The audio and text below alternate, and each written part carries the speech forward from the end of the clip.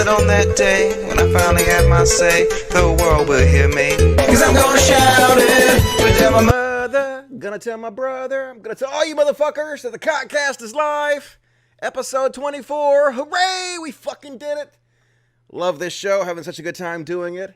And how you guys like my new icon here? My new Cult of Dusty avatar here. I paid the guy who made it for me to crop out Vadim and Tim. This was the symbol that the guy made for our t-shirts for the Gotcha Boys. But since that didn't work out very well, I paid him $20 and he cut me out of it. And I really love this fucking icon.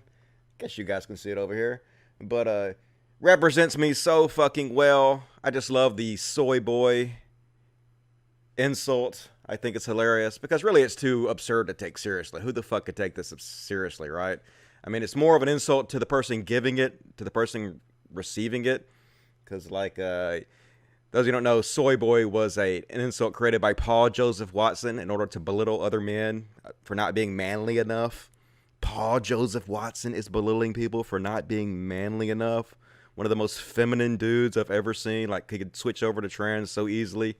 But, you know, that's all part of the anti-Shapiro conservative movement. They want to make people feel like they're, you know, lesser of men. It's all toxic masculinity. You know, you're not as much of a man because you don't eat meat. And you're a liberal. You're a soy boy. Look how weak you are. But like, yep, I'm a soy boy. Pour that shit all over my body. I inject it right into my nutsack every night. That's what I do. So, love that new icon. Appreciate the guy who made it for me.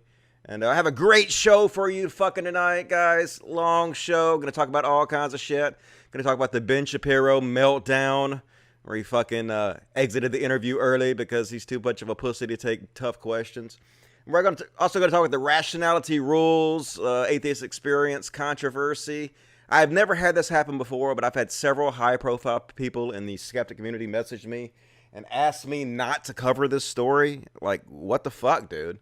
Apparently, there's a lot of people out there that don't want Rationality Rules to take insults for what he did or to take the slings and arrows of his mistakes. And no, everybody has to take ownership of what they've done, right? Personal responsibility and all that good stuff. And, you know, I don't have anything against him, but he fucked up and he's got to own that shit. And I'm going to cover it. I don't know why people don't want to cover it.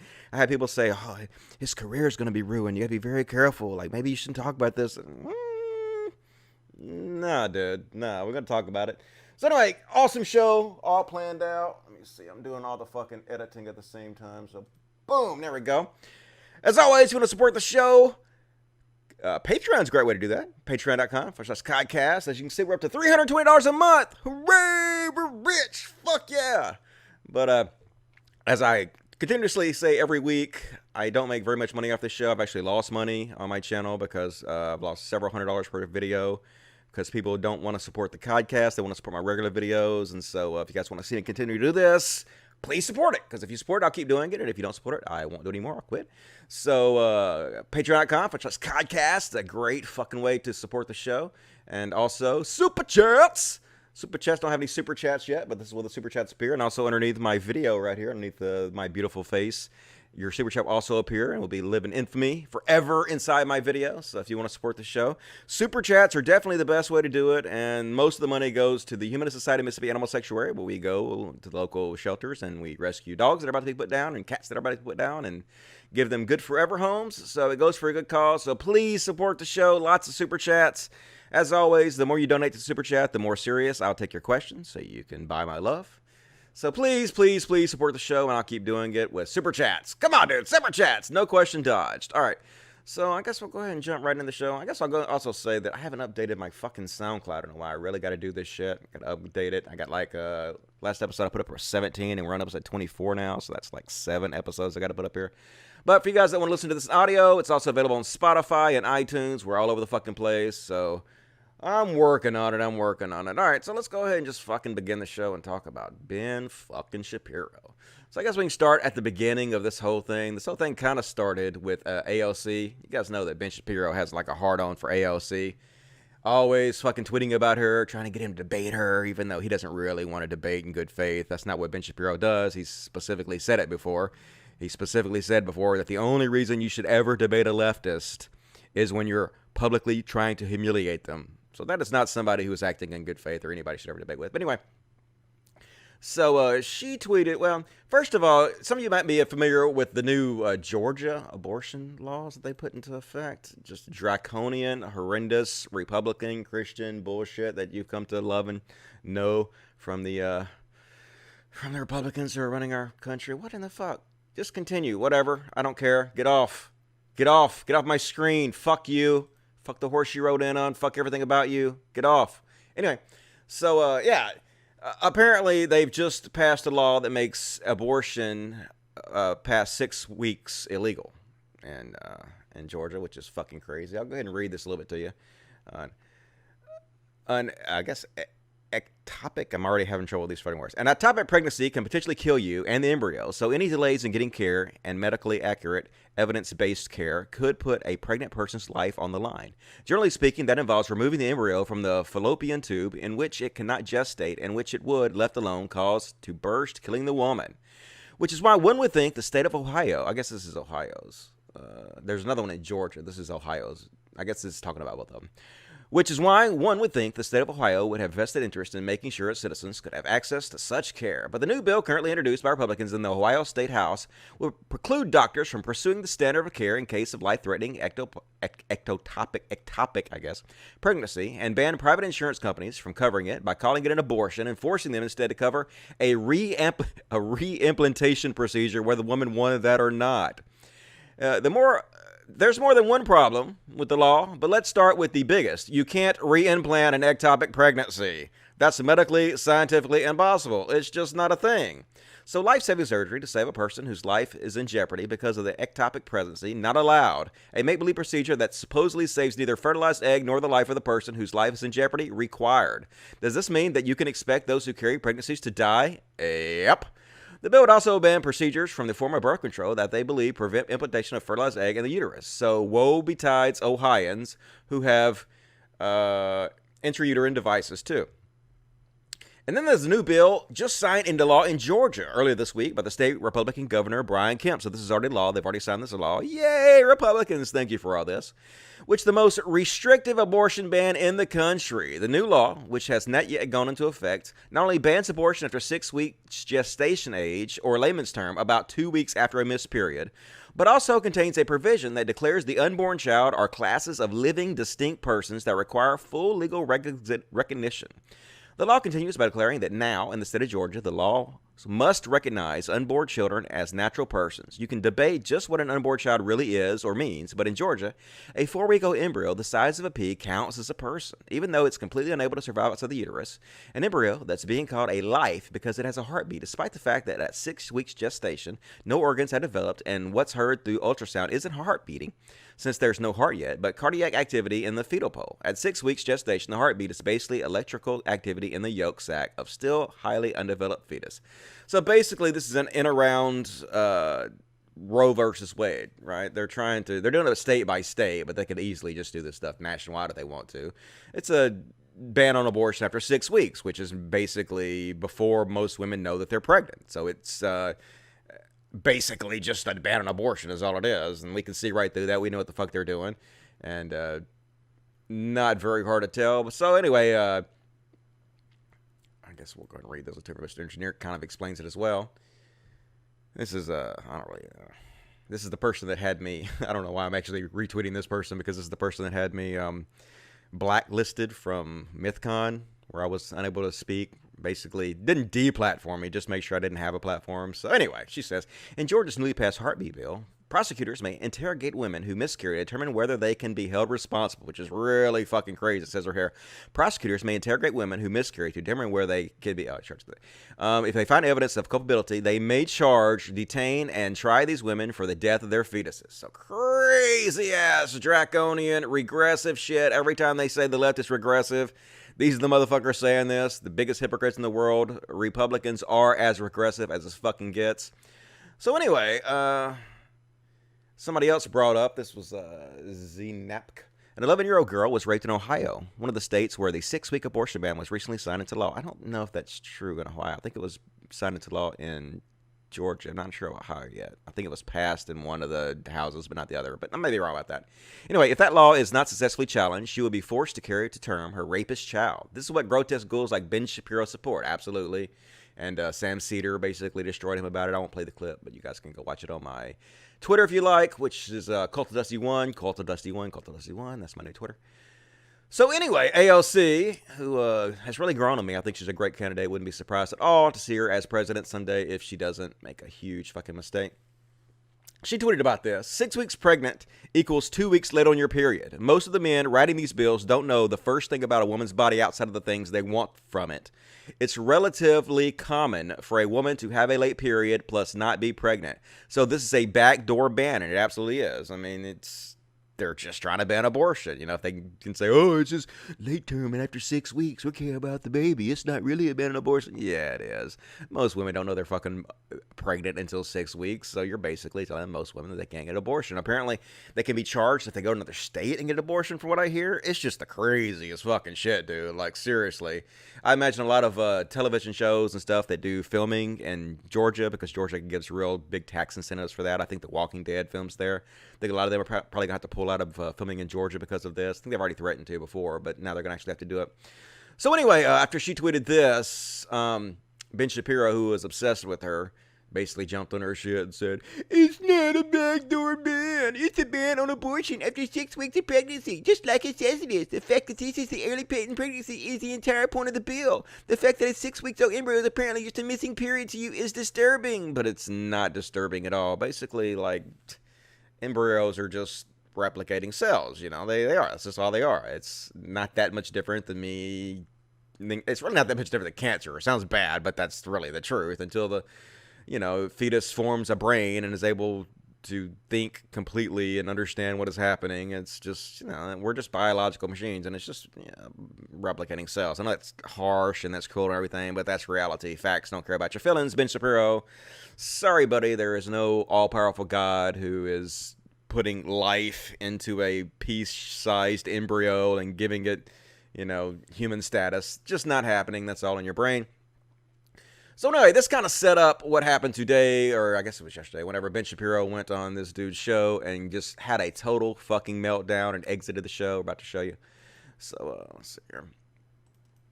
Oh, yeah. Also, I usually love watching videos on porn sites about BBC, but this time, no, it was brutal. This interview was fucking brutal. Ben Shapiro just got owned, manhandled by this dude. Like, I really couldn't take it, so I had to turn it off. But usually, he made me so horny with the BBC, but not this time. Too much, BBC, too much. Can't believe I'm saying that. So, anyway, Ben Shapiro eviscerated this guy No, he didn't. Ben Shapiro got fucking owned. So, what is this guy's name? I'm trying to remember what this guy's name is. It doesn't really matter. Basically, this guy, he'll say it in a minute, but this guy, just to let you know who this guy is, he basically worked as Rupert Murdoch's right-hand man in UK. For those of you who don't know, Rupert Murdoch is the guy who owns and runs Fox News. So this guy right here was Rupert Murdoch. This is how he became famous. This is how he made his bones, by being Rupert Murdoch's right-hand man in the UK. This is the guy that supported the Iraq War. This is the guy that supported the Afghanistan War. This is a Trump supporter. This is the guy that supports Brexit. This is the guy so far to the right, he even thinks that AIDS is not caused by HIV. I didn't even know that was a fucking right-wing position, but apparently is. So Ben Shapiro freaks out that this guy really wasn't even being that tough on him. He was just basically playing the devil's advocate a little bit and asking him the tougher kind of questions that people would want him to ask.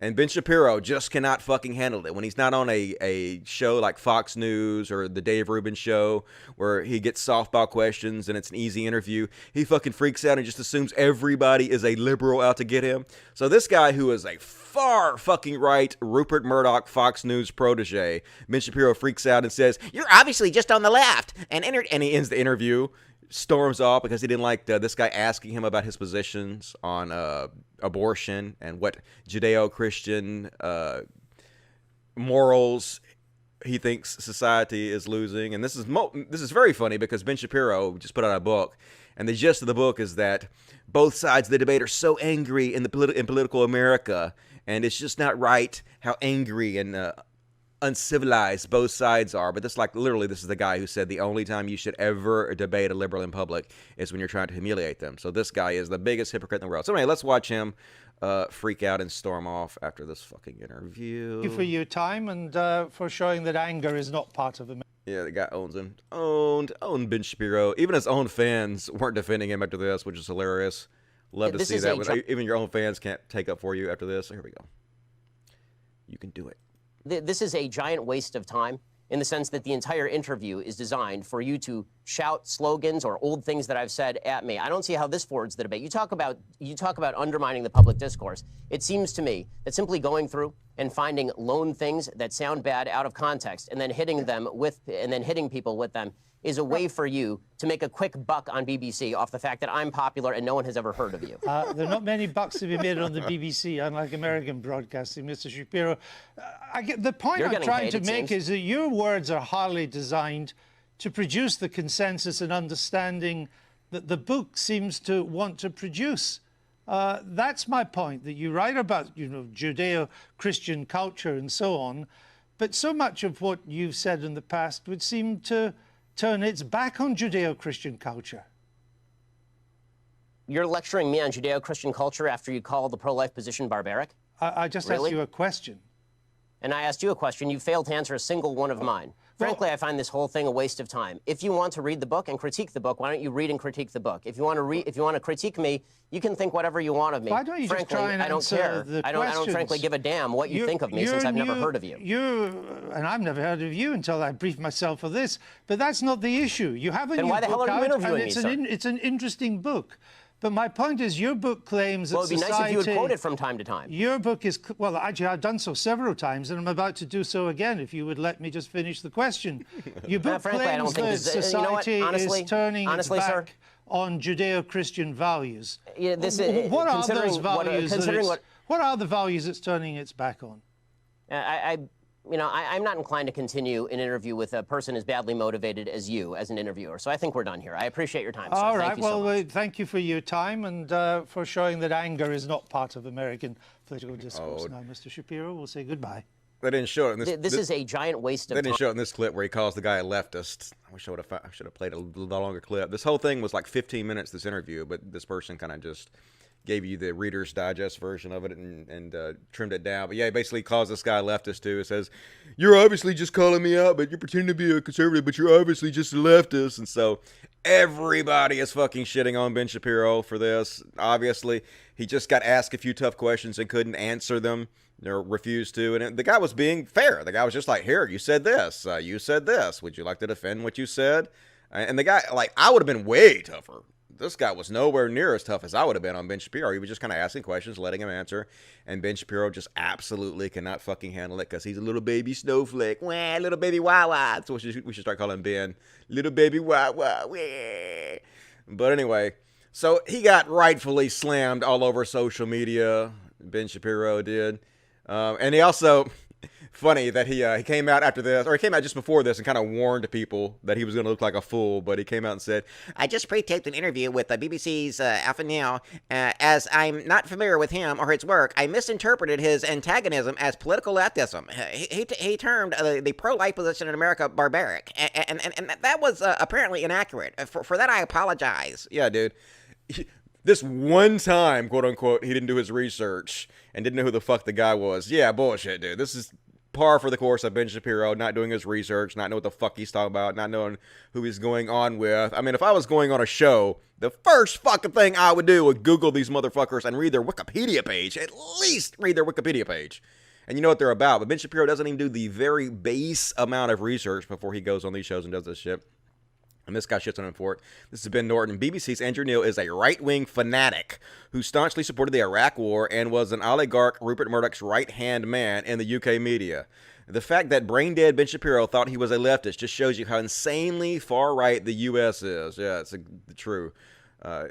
People call me like an extreme leftist, but like worldwide, I'm actually kind of center. I'm almost right. I am to the left. I'm center left, but like real left-wing extremists is like communism and stuff, and I'm like a social democrat, which is a form of capitalism. So that's just how crazy the right in America has got, where they think everybody is a fucking far-left liberal, even Rupert Murdoch butt boys. And I mean that in a totally non-gay way. Jared Hort says, this is why Ben has to wield his debate skills against inexperienced college students. He can't actually argue or defend anything and throws a tantrum when people criticize him accurately. That's exactly right.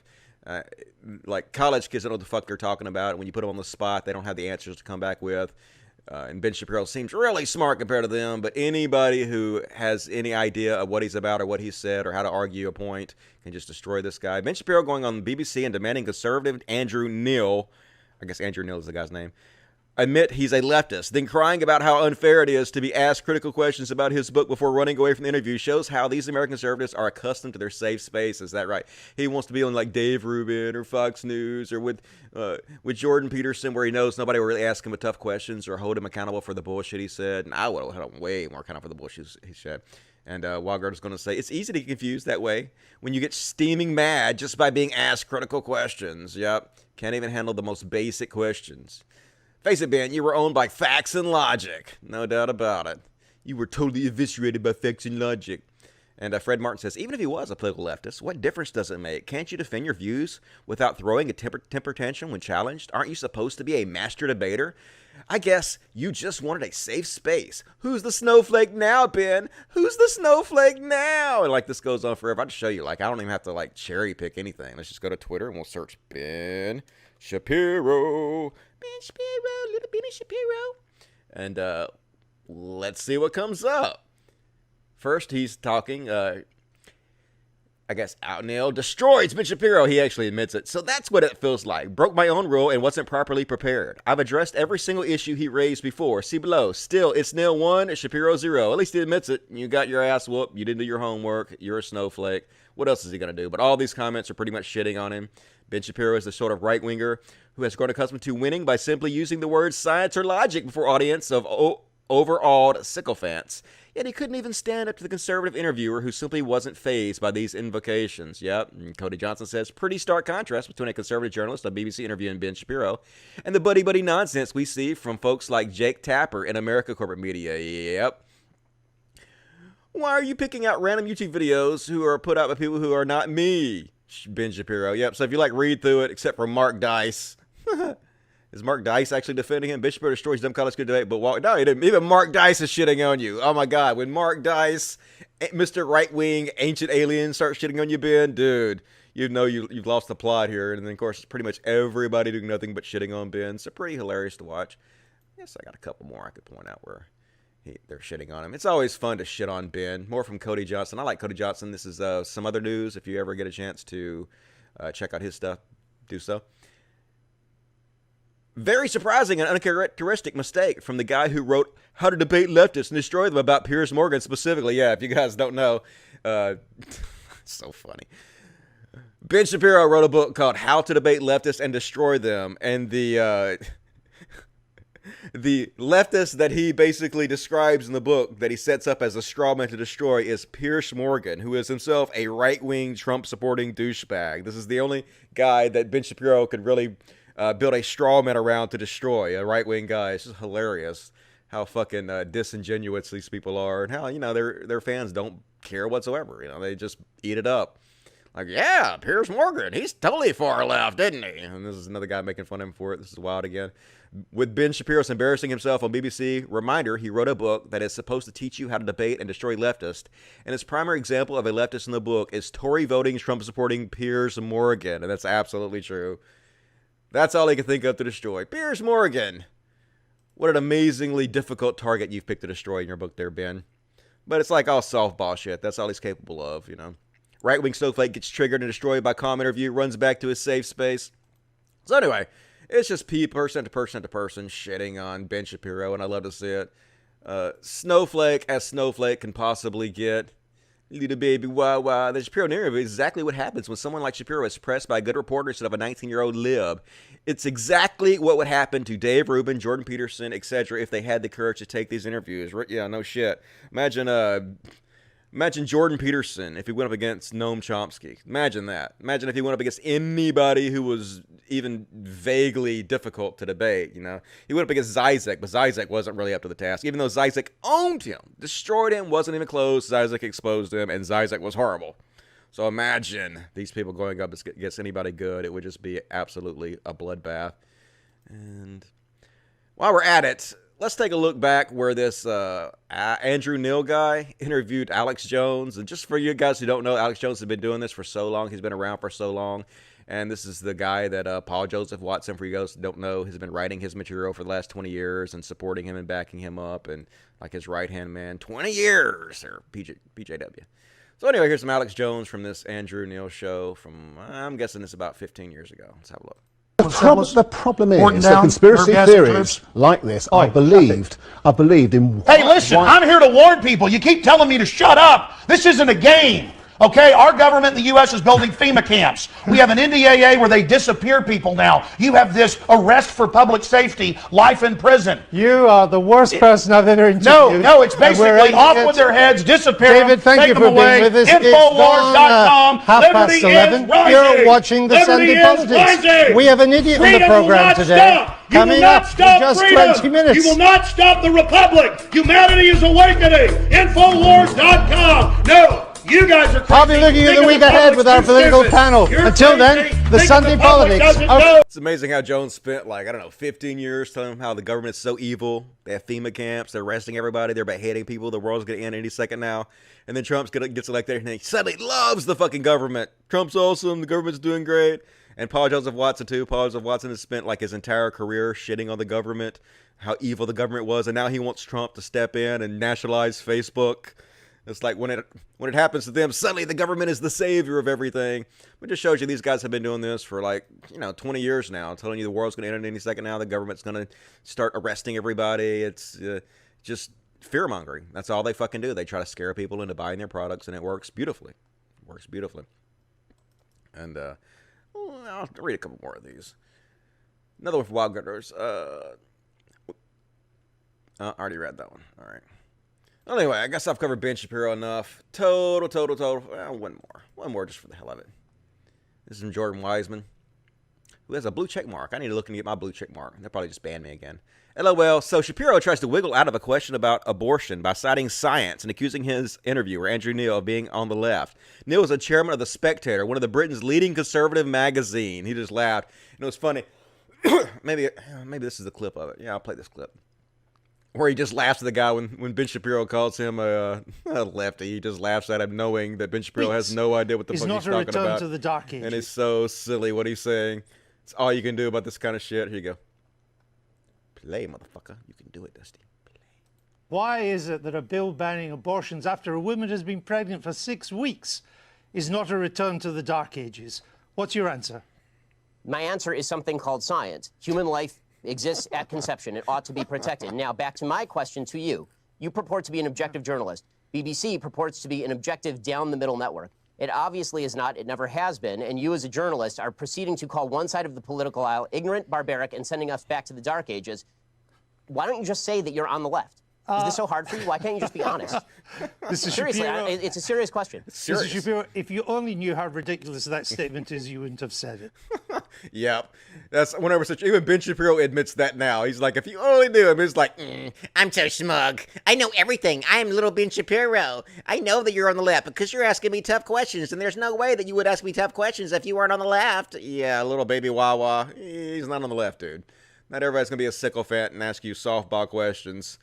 Butch up, man, butch up. But anyway, hilarious baby Wawa. Love to see Ben get owned. So let's stop and read some of the super chats. As those you know, the super chats are the lifeblood of the show. If you enjoy seeing this show, please super chat me, and no question is dodged. Whatever is answered. Holden Legit, $2. Been watching for 7 years. Keep up the great work. I've been doing this for 9. Where were you for the first? Actually, I've been doing it for 10, I think. 10 years. Where were you for the first 3, dude? You Johnny come lately. Anyway, thanks a lot. Appreciate it. The Killing Joke says, beta. Hells yeah, you know it. Cajun Crustacean says, the technical term for Shapiro is shithead. Yep. Shithide. That's what I call him. Black Kyle sent me $2, and then he sent me another $2. Thank you. Appreciate that. Marcus sent me $2 and 2 pounds and said, your stream is pretty laggy for people, Dusty, is it? Well, that fucking sucks. Hopefully it's not too bad. Hopefully you guys can see it and it's not being too fucking laggy. Thanks for your show. No problem. Thanks for tuning in. Love you guys. Wayne Yates, give me $1.09. Thank you, Wayne. Shades of Grey, got us into white to platform you. What the fuck? Yeah, she sure did. Well, I didn't know. She didn't deplatform me. She just made sure that I wasn't offered a platform to begin with. At least that's what she said. She bragged to me that she was the reason that I did not get invited to MythCon. You know, they basically lied to me and they told me that they couldn't invite me because they're, they said our schedule was completely full and we could not invite anybody else. We just can't do it. It's written in stone. And then after they told me that, they continuously invited many, many other people. They put them new on the list. So they basically just lied to me. And she says, yep, that was because of me. I did that. So, okay. Not really something I would brag about if I were you, but fine. And then I went on the, what was it? The Non Sequitur show, which is a show she co-hosts sometimes. And she was supposed to go on there. She said, I'm going to go on there and I'm going to be the co-host when you're on there. And I was like, cool. I'll just fucking confront you about deplatforming me or not having me platformed at MythCon, and where she didn't show up. Very brave of her. But anyway,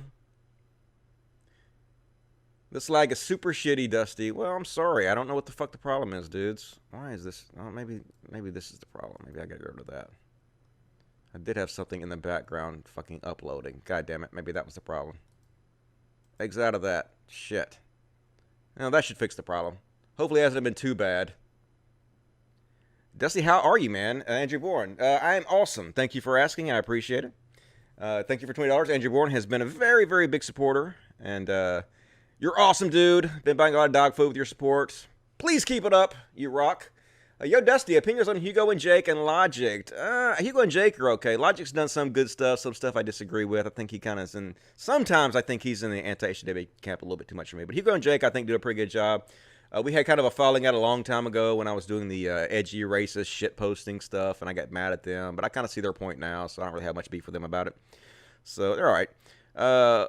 We will bread pill you soon enough, Dusty. All right, well, I'm open-minded. You can try to bread pill me. I think bread pill is all right for the most part, but, you know, I'm still kind of a capitalist a little bit still. Keep up your important work, says Andreas, and that is the Norway kroner. I'm remembering, I think. Yay! $500. I think it's like $50 maybe. I think, not really sure, but thank you for that, Andreas. Really, really, really appreciate it. And hopefully hopefully this show has not been too laggy thus far. I have no idea. Let me check the chat, see what you guys have to say about it. Has the show been too laggy thus far? Lag. Yep. Okay. Well, this sucks. God damn it. I should have turned my fucking... I thought my torrents were turned off ahead of time, but my torrents weren't turned off, so it was like uploading like half my bandwidth. So it should be better now, but hopefully you guys got what I was saying with the whole fucking Ben Shapiro thing. Lagging so hard. Dusty's impression of Ben Shapiro spot on. Yep, thank you. Ben Shapiro's used to idiots. Ben Sub, Bento Box, tough questions. Yeah, it wasn't very tough. It's destroyed by BBC, destroyed by... Yep, okay. I guess you guys are okay now. Everything's okay. You guys been able to see what I've been saying so far pretty good? At least been able to follow along with the show? Hopefully. Sucks, but oh well, what you gonna do? All right, let's continue with the show. Should be better from now on. Hopefully it didn't suck too bad where you guys couldn't understand what I was saying.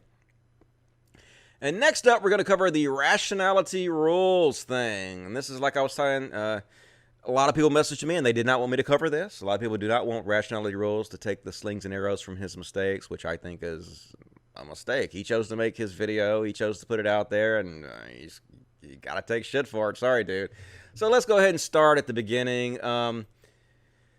Rationality Rules, for those you don't know, he's like a popular, younger type of atheist YouTuber out there. And he's like, basically, it kind of reminds me of myself in a lot of ways. Like if I would have taken YouTube more seriously and not just thought of it like the joke it is. And I haven't really taken YouTube very seriously, to be honest with you.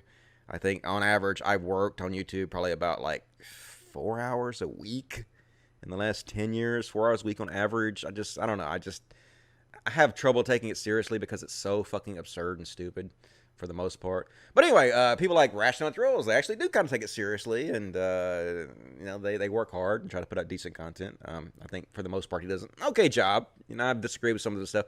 I think he's nicer than I would be, which, you know, I see there's an audience for that. There are people that don't want you to be so mean and so in your face like I am.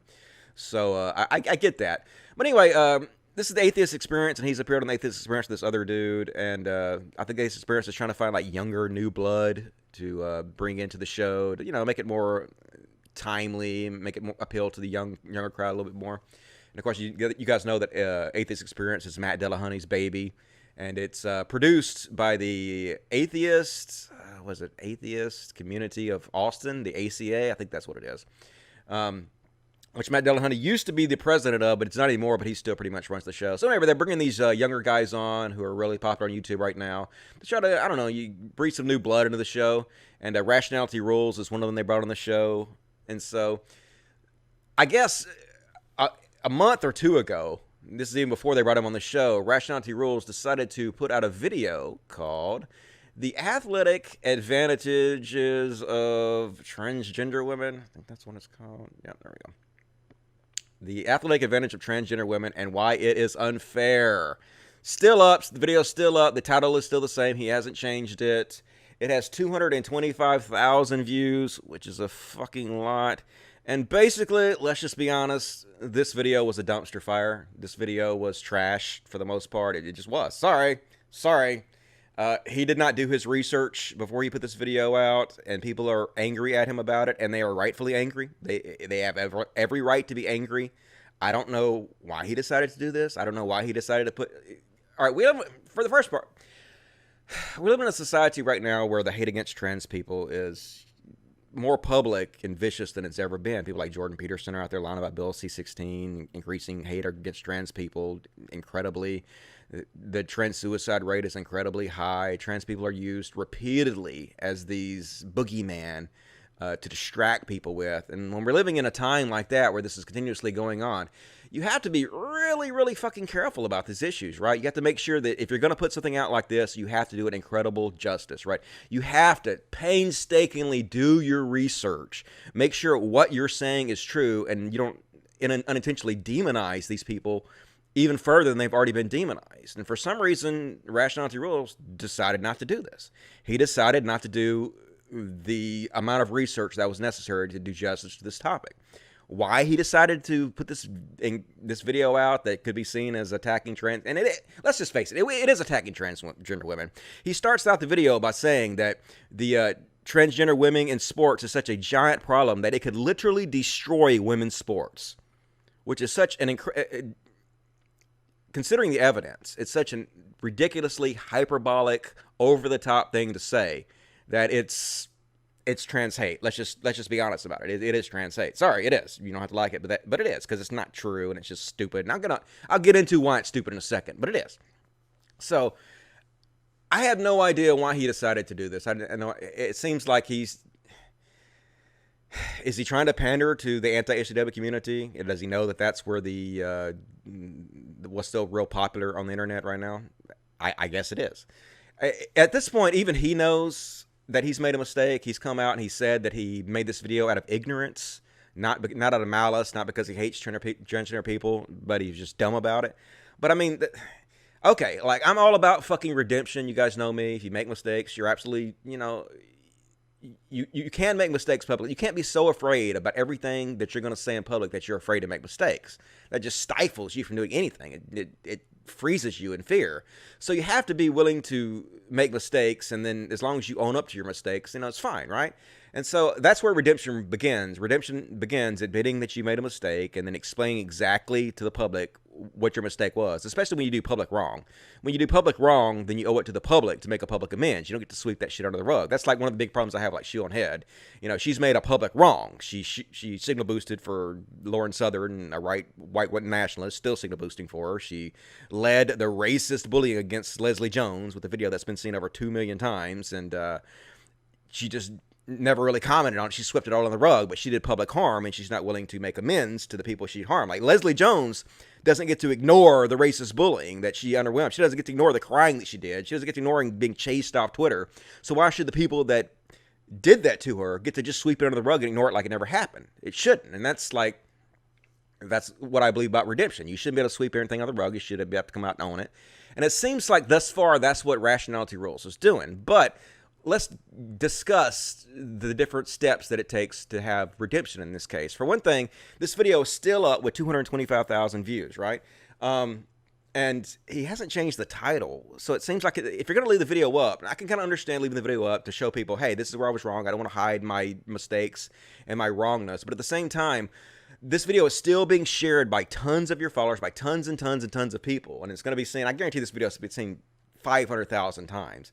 And so you need to at least change the title to let people know that you no longer believe this. Because even if you put out a video, another video after this, letting them know that you made a mistake, far, far, far more people are going to see this video than your correction. For one, the tons and tons and tons of anti-HCWs and conservatives who are retweeting this video, who are blogging this video, who are re-sharing this video, they're not going to share your new video. They're not going to share the correction because they're not nearly as interested in having people know that you don't actually believe this anymore. They agree with what you're saying here. And even if you don't agree with it anymore, they still going to agree with it. And they're not going to share your new comeuppance, right? And also, the liberals that may agree with your new video saying that you're wrong are not going to share it because they're already pissed at you about this, and they're not going to give you more press. So the new video you make is going to be seen far, far, far fewer times. The correction is going to be seen far, far fewer times than this slandering mistake of a video you made. So the very least you need to do for redemption, in my opinion, is change the title of this video if you're going to keep it up, letting the people who watch this video know immediately that you do not agree with this video anymore. And we're going to go over why he shouldn't agree with this video. There was another YouTuber whose name was, let's see here. Oh, well, first off, before we go into that, let's see what the ACA had to say about it. The ACA is the atheist community of Austin, which is the producers of the Atheist Experience. And they put out a statement. I guess, like I said, Rationality Rules was on their show after he made that video, but it didn't really become controversial until after he was on the Atheist Experience show. Another YouTuber, which I'll show in a minute, completely destroys him. He makes a video that just completely destroys Rationality Rules. It shows exactly how he's misrepresenting things and how he's not being fair to the trans. He's being careless, basically. I'll show that in a minute. Anyway, so the atheist community of Austin doesn't want any part of this, clearly. They're Johnny on the spot to distance himself and disavow from any transphobic bigots or any of that kind of stuff because, they're a very, very progressive organization. And I can kind of understand them doing that. They have a lot of transgender supporters, and they are incredibly supportive of transgender rights. And when this video came out, they were just like, no, we have to distance ourselves immediately from this guy until he corrects the record enough where we feel like he's done a good enough job making it known that he's not transphobic and that he just made a mistake. We're going to distance themselves and let everybody know that, we don't condone this. So they came out and they said, statement from the ACA Board of Directors. Recently, the ACA Board of Directors was made aware the guest co-host Stephen Woodford, which is a YouTuber Rationality Rules, had made ignorant and transphobic videos and statements on his social media platform in the weeks leading up to his appearance on ACA shows. We would like to make it clear that we do not share or condone his opinions or attitudes, and that we fully and actively support equal rights for the LGBTQIA+ community. We acknowledge that the ACA did a poor job showing our support by allowing Mr. Woodford to make appearances on our shows without either addressing his controversial views on the air or asking him to refrain from appearances until he released a clarifying statement on his channel. We also failed to communicate our feelings and intentions in a timely manner to our volunteer fans. We sincerely apologize for the pain and anguish our feelings have caused our viewers, volunteers, and our ACA family all over the world. We love the trans community, and we are deeply distressed to have caused anyone harm. We have let you down, and we intend to do our best to earn back your trust. The ACA is working quickly and diligently to ensure that this kind of mistake does not happen again. We will coordinate with hosts, co-hosts, and staff to communicate any potential issues with a guest well in advance of when they are set to appear on any ACA production. The ACA will not knowingly allow any ACA production or publication to be used in a manner that is inconsistent with our mission and position statements. We would also love to hear from you, our ACA family. If you have any ideas or feedback how we can do better, please email us at blah, blah, blah, blah, sincerely, Board of Directors. So this entire thing has kind of split the atheist community down the middle right now. This is one of the reasons that people did not want me to cover this story, because they was afraid that I was going to split the community down the middle more. Rationality Rules has an incredibly strong fan base right now in the atheist community, people that don't believe that he should be held accountable for this. He's apologized and that should be enough. We shouldn't cover it. And they think that the atheist experience and the atheist community of Austin are completely wrong in this. They don't think they should have called him out. I completely understand why they did it. If you watch the video that the YouTuber I'm about to show in a minute made, where he basically debunks Rationality Rules and shows exactly why he was wrong and was, I don't know if he was doing it on purpose, but was misrepresenting things. It's obvious that what he says is true. He did make ignorant transphobic videos and statements. He may not have been doing it out of fear. Maybe it was out of ignorance, just like this, press release says. It was probably just out of ignorance, but he did do it. So And also, just let you guys know, Matt Dillahunty did comment on this very briefly, and he said that he disagreed with the statement put out by the ACA Board of Directors, but he refused to comment further right now. I guess maybe he'll comment further later. I don't know what exactly his problem with this was, but I guess we'll see. I guess maybe we'll talk about it later.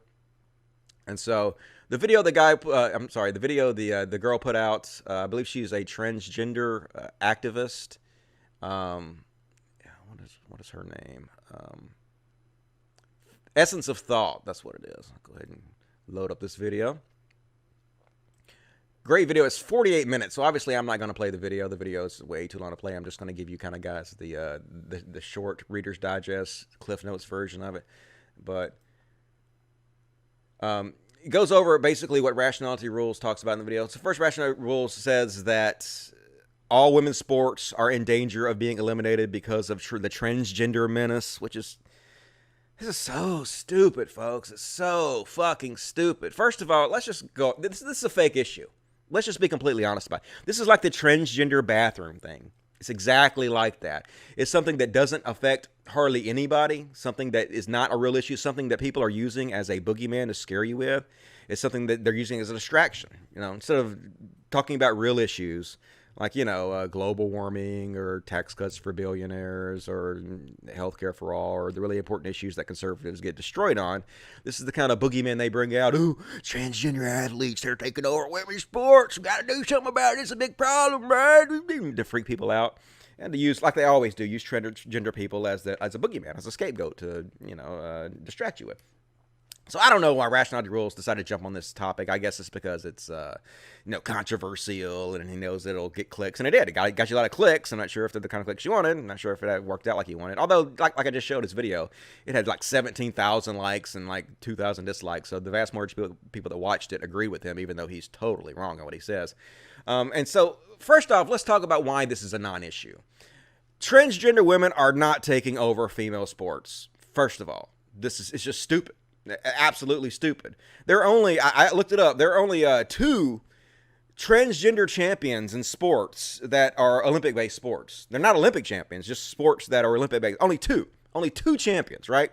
One of them is a cyclist who finally won a big race recently, and it was a lot controversial because she's a trans woman. And there was a big stink about it raised by the woman she lost to. But the woman she lost to has beat her 10 out of the 12 times they faced each other. So is that not proof that that being a woman is too much of an advantage? If this woman beats a transgender athlete 10 out of 12 times, is it really that big of a deal that a transgender woman actually wins one of them? No. So we have 2 out of all the Olympic sports champions in all of them. All right. Secondly, there has never, as far as I could find, been a transgender athlete in the Olympics, much less one that has won a medal of any sort. So to say that this is a fucking issue that affects a lot of women, that women's sports is in danger. No, it's so stupid. This is a non-issue. And let's bring up another transgender athlete they always mention. I think her name was Fallon Fox. Let's take a look here.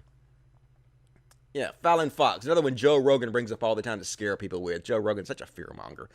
Fallon Fox is a transgender woman who is a mixed martial arts fighter, and this is one of the big things that people like drag out to prove transgender women are destroying women's sports. And you see headlines all the time: transgender fighter breaks woman orbital bone in mixed martial arts fight. Ooh, she's just crushing all her opponents. This is not fair. She used to be a man, which gives her unfair advantage clearly against women that she beats the fuck out of. This is just ridiculous. Something has to be done. All right, first of all, Fallon Fox has a record of 5-1, and she's only gone up against like lower tiered competition. It's not like she's ever been a champion. It's not like she's a champion in the UFC or in Strikeforce or in one of the major MMA outlets. No, she's not at all. She is a like B-level fighter who has never really faced any tough competition. Secondly, she got the fucking shit beat out of her by a woman. She got TKO'd by a woman. And do you hear that everywhere? Do you hear that everywhere? Ooh, this woman fucking TKO'd this transgender fighter. That proves women are fucking too powerful to be a man. No, you don't. You only hear about it when a transgender woman wins, basically. They only give a shit when these women win. When they're just competing, they don't give a fuck that they're competing. They care when they occasionally win. So to pretend like Fallon Fox is some example of a transgender athlete that proves that transgender women are taking over fucking women's sports is ridiculous. She's already retired, for one thing. She retired after 6 fights, going 5-1, against no-name competition. Like, you never hear about, like, Chris Cyborg. You know who Chris Cyborg is? She's former UFC women's champion. Gets in the ring, has almost destroyed pretty much everybody she's been in the ring with by brutal KOs. A cisgendered female. But you don't hear about that all the time. Ooh, she broke all her opponent's orbital bones. That proves cisgender women are too strong. No, you don't hear that shit. So it's just fear-mongering. It's just fear-mongering to make you believe that these fucking women are somehow a threat to women's sports, when they're not at all. It's just a boogeyman, right? And the other one I could find, one of the ones that Rationality Rules brings up in his video, was, I guess there's these high school transgender girls who won a track meet. We're talking about high school level transgender girls. So on the nationwide scale, we look around at these transgender women who are dominating women's sports so heavily that they could destroy women's sports forever, and they're nowhere to be found. This is literally a non-issue.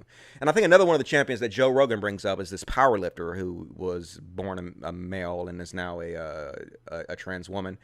And ooh, look, she's clearly a man. That's just a man. That's why she's winning all these fucking weightlifting things. But literally, this transgender woman has one weightlifting title, and she competes in all these other weightlifting categories, and she loses to women.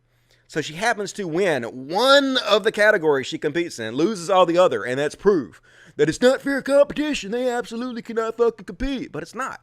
Like, all you guys are doing is you're cherry picking.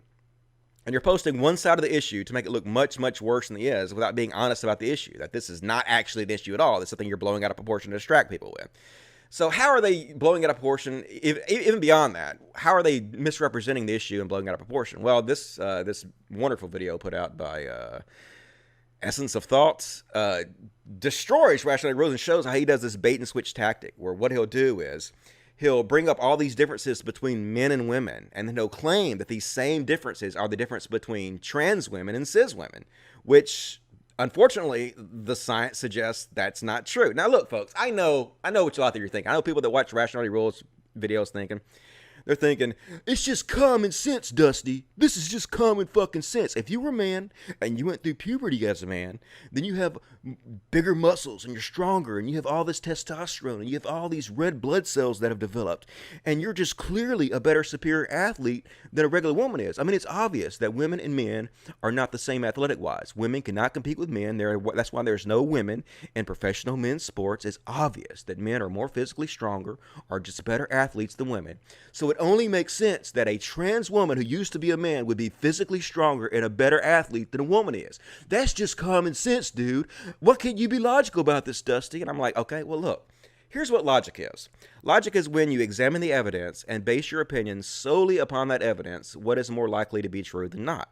And I was right there with you guys at first. I was like, yeah, that is logical, right? Yeah, that seems logical. But here's the thing. I actually went and researched it. I looked up the scientific evidence. I looked up the studies. And it turns out that a lot of times what people think is common sense is not actually fucking true. That's when you have to actually go research, do heavy research, do deep dives into stuff. And they've done lots of studies. And regardless of what Rationality Rules says, Rationality Rules claims in his video that transgender women have a higher red blood count than cis women, which leads to them having a bigger advantage. But apparently, that's not true. They've done lots of studies, and they found that transgender women who are on HRT, hormone replacement therapy, have testosterone levels that are actually lower than, on average, than most cis women, and they actually have red blood counts that are right on the same level. Because when you take hormone replacement therapy, that fucks you up as far as muscle mass goes. It decreases your muscle mass hugely. In fact, it's harder to build muscle mass when you're on HRT than it is for regular cis women to build muscle mass. That's how much it inhibits you. And it also inhibits your red blood count. They've done studies that show this. It inhibits your muscle mass. So the fact that it gives them an advantage when they're on HRT, or they used to be biological men, is not proven out by the science. In fact, Essence of Thought goes through and he shows, and I believe it was the Academy of Medical, maybe it was the Sports Academy of Medical Science, something like that, actually looked at a series of scientific studies about transgender athletes and came away to the conclusion that transgenderism in women gives them no advantages whatsoever in athletic competitions. That's what the Medical Association of Sports had to say, whatever it was. He said it. Go watch the video. He'll tell you what it is. But, so yeah, the science is not on the side of Rationality Rules. The science is not on all you guys who think that transgender women have a giant advantage. And look, if this, in the future, if transgender women do suddenly start dominating women's sports, then I'll review this. Then I'll say, okay, well, now the evidence is out. You know, now we have scientific evidence that proves that this is true, and now my opinion changes, because that's what happens when you're a logical person. Your opinion changes with the evidence automatically. You don't have a choice, right? Like, I used to believe that transgender women obviously had a big advantage over cis women, and then I researched it, and my mind changed automatically. There wasn't a choice. So if information comes out in the future and they do scientific studies and they show that transgender women actually do have a big advantage, then my mind will change again. But thus far, the evidence does not suggest that. And Rationality Rules video was very, very, very disingenuous, was very, very poorly put together, and he absolutely does deserve to take shit for it. Does he deserve redemption? Yeah, he deserves redemption. All he has to do is own up to his fuck-ups. Like I said, maybe change the title of the video and come out with another video that explains in detail why he was wrong, apologizes, and then uses this fuck-up to show his behavior has changed in the future. Instant redemption. Like, I had nothing against the guy. Like, I think for the most part, he's pretty cool. To me, he seems like a guy that listens to a lot of Metallica while he reads Origin of the Species. That's how he comes off to me. Which, you know, not a bad thing in my opinion. Nice looking guy. Think he's decent. So, yeah, but I understand why people are mad at him. People have every right to be mad at him because, you know, what he did was, for one, it's inconsistent with the skepticism that he, I don't want to say pretends to show, because I guess he's pretty skeptical usually. But it also goes to kind of put a chink in his armor about how much he researches his videos and stuff, because this one was really, really... And I actually looked it up, too. Like, I was like, just Google some of the stuff he was talking about just to see how easy it would to research this stuff.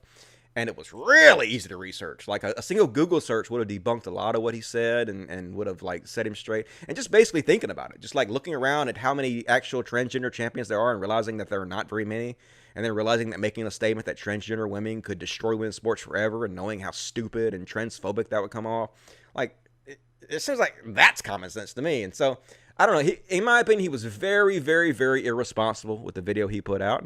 But he's going to make amends, apparently. Going to put out another video. So, when he puts out another video, I'll watch it, and I will give my critique on that. And he absolutely can redeem himself. But those of you who don't think he should take the shit he's taking for it, I disagree. He absolutely should take it. He put out a video that's wrong and that harms the trans community at a time that we should be actively surrounding them and boosting them up and helping them, instead of trying to shit on them and put them down for no good reason at all, for disreputable reasons. So anyway, that's my view on the whole Rationality Rules thing.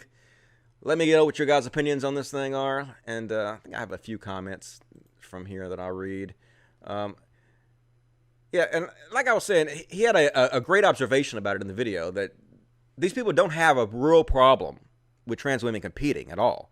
They have a problem with trans women winning. And obviously, when you have a certain number of trans women competing, like I said here, some of them are going to win, right? Some percentage of trans women who compete are going to win. Is that going to be a problem that they win? Because if it's a problem that they win, then why even let them compete to begin with? As long as they're not winning, nobody has a fucking problem. They're gonna win some. It's okay that trans women win some. When it becomes a giant fucking huge problem, then you can call it out. Just like this bathroom thing. Just like, oh, trans women shouldn't be allowed to use the women's restroom. They're gonna be whipping their dick out and showing it to my daughter. They're all perverts. No, dude. It's a fucking non-issue. If it becomes an issue in the future, then we'll review it, and then we'll say, yeah, okay, you have a point. But until then, you're just fucking fear-mongering. It's absolutely ridiculous. And further, let me get rid of this Fallon Fox. Fallon Fox, look, this is the chick Fallon Fox is going up against. Like, she don't look that much bigger than this. She's, like, taller, but this is a big chick, too. Like, women can get big and strong, too. Like not talking women. She's a woman. I'm not saying she's not a woman. I'm talking about cis women. Cis women can get real big and strong, just like trans women can. So, and this is Chris Cyborg. Cis woman Chris Cyborg. Look. Cis woman. One of the most destructive. And even she got fucking knocked out recently. Like, she's a machine that just destroys women. And even she got her fucking brains beat out. So, like, literally, it's a non-fucking issue. And one thing, like, essence of thought, I thought their video was good. I do understand why they're upset with Rationality Rules. Now, they did call Rationality Rules, I think, alt-right or alt-light and some other things. And I think that they were uncharitable against Rationality Rules in some ways. And I understand why they're upset. I understand why they did what they did and the language they use. But I don't think Rationality Rules is alt-right. I don't think that he's a bad guy. I think he fucked up, and I think he was very irresponsible. But at the same time, I think that he can be redeemed and will make an effort to redeem himself. And if he doesn't make a good faith effort to redeem himself, I'll hold him accountable, just like I have now.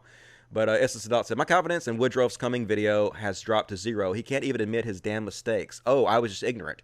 Are you saying people who claim homosexuality will lead to pedophilia aren't just ignorant? So yeah, I mean, I understand what he's saying. This is basically his comment that he came out. And he said, it is with great sorrow that I say this, but this morning, the Inside the ACA, which hosts such shows at the Atheist Experience Show, denounced me as transphobic. I made a mistake in my video. I made mistakes in my video. But they were born of ignorance, not fear. I'm working on a full reply. So I think that's an okay, like, initial statement before his video to make. Like, I don't know if I'd shit on him too hard about that. At least he's making an effort. At least he came out and he said, yes, I acknowledge I made a mistake and I'm working on it. That's the first step, and so I commend him for that. I'm not going to shit on him for that at all. But and here's another article. Like when I was looking up, doing very, very big. No, that's not what I wanted to. That was not. Okay. Oh, here it is. 2 different Save for Tomorrow shows. This one. So I did. It didn't take very. What the fuck? Is that the same goddamn one again? I thought I had something about the. No. Okay. Anyway, I had an article from a doctor, basically, who did studies on it and showed that transgender women aren't advantaged over cis women. She basically took the times of runners who transitioned, and she took the times in which they placed when they were competing against men, and then the times they were placed when they were competing against women, and basically they were in the same section. Like if they usually came in 3rd against men, then when they competed against women, they usually came in 3rd. They came in 10th against men. When they transitioned, they usually came in 10th against men. So it just showed that they don't really have that much of an advantage over, if any, over cis men. So basically just a non-issue. And Steve McRae, who is the host of the, one of the hosts anyway, of the Non Sequitur Show, which is a popular atheist program. Oh my God, she's popping up. You're going to see private chats. Hopefully I don't see any dick pics I've sent. I'm just kidding. I don't do that anymore. Yeah.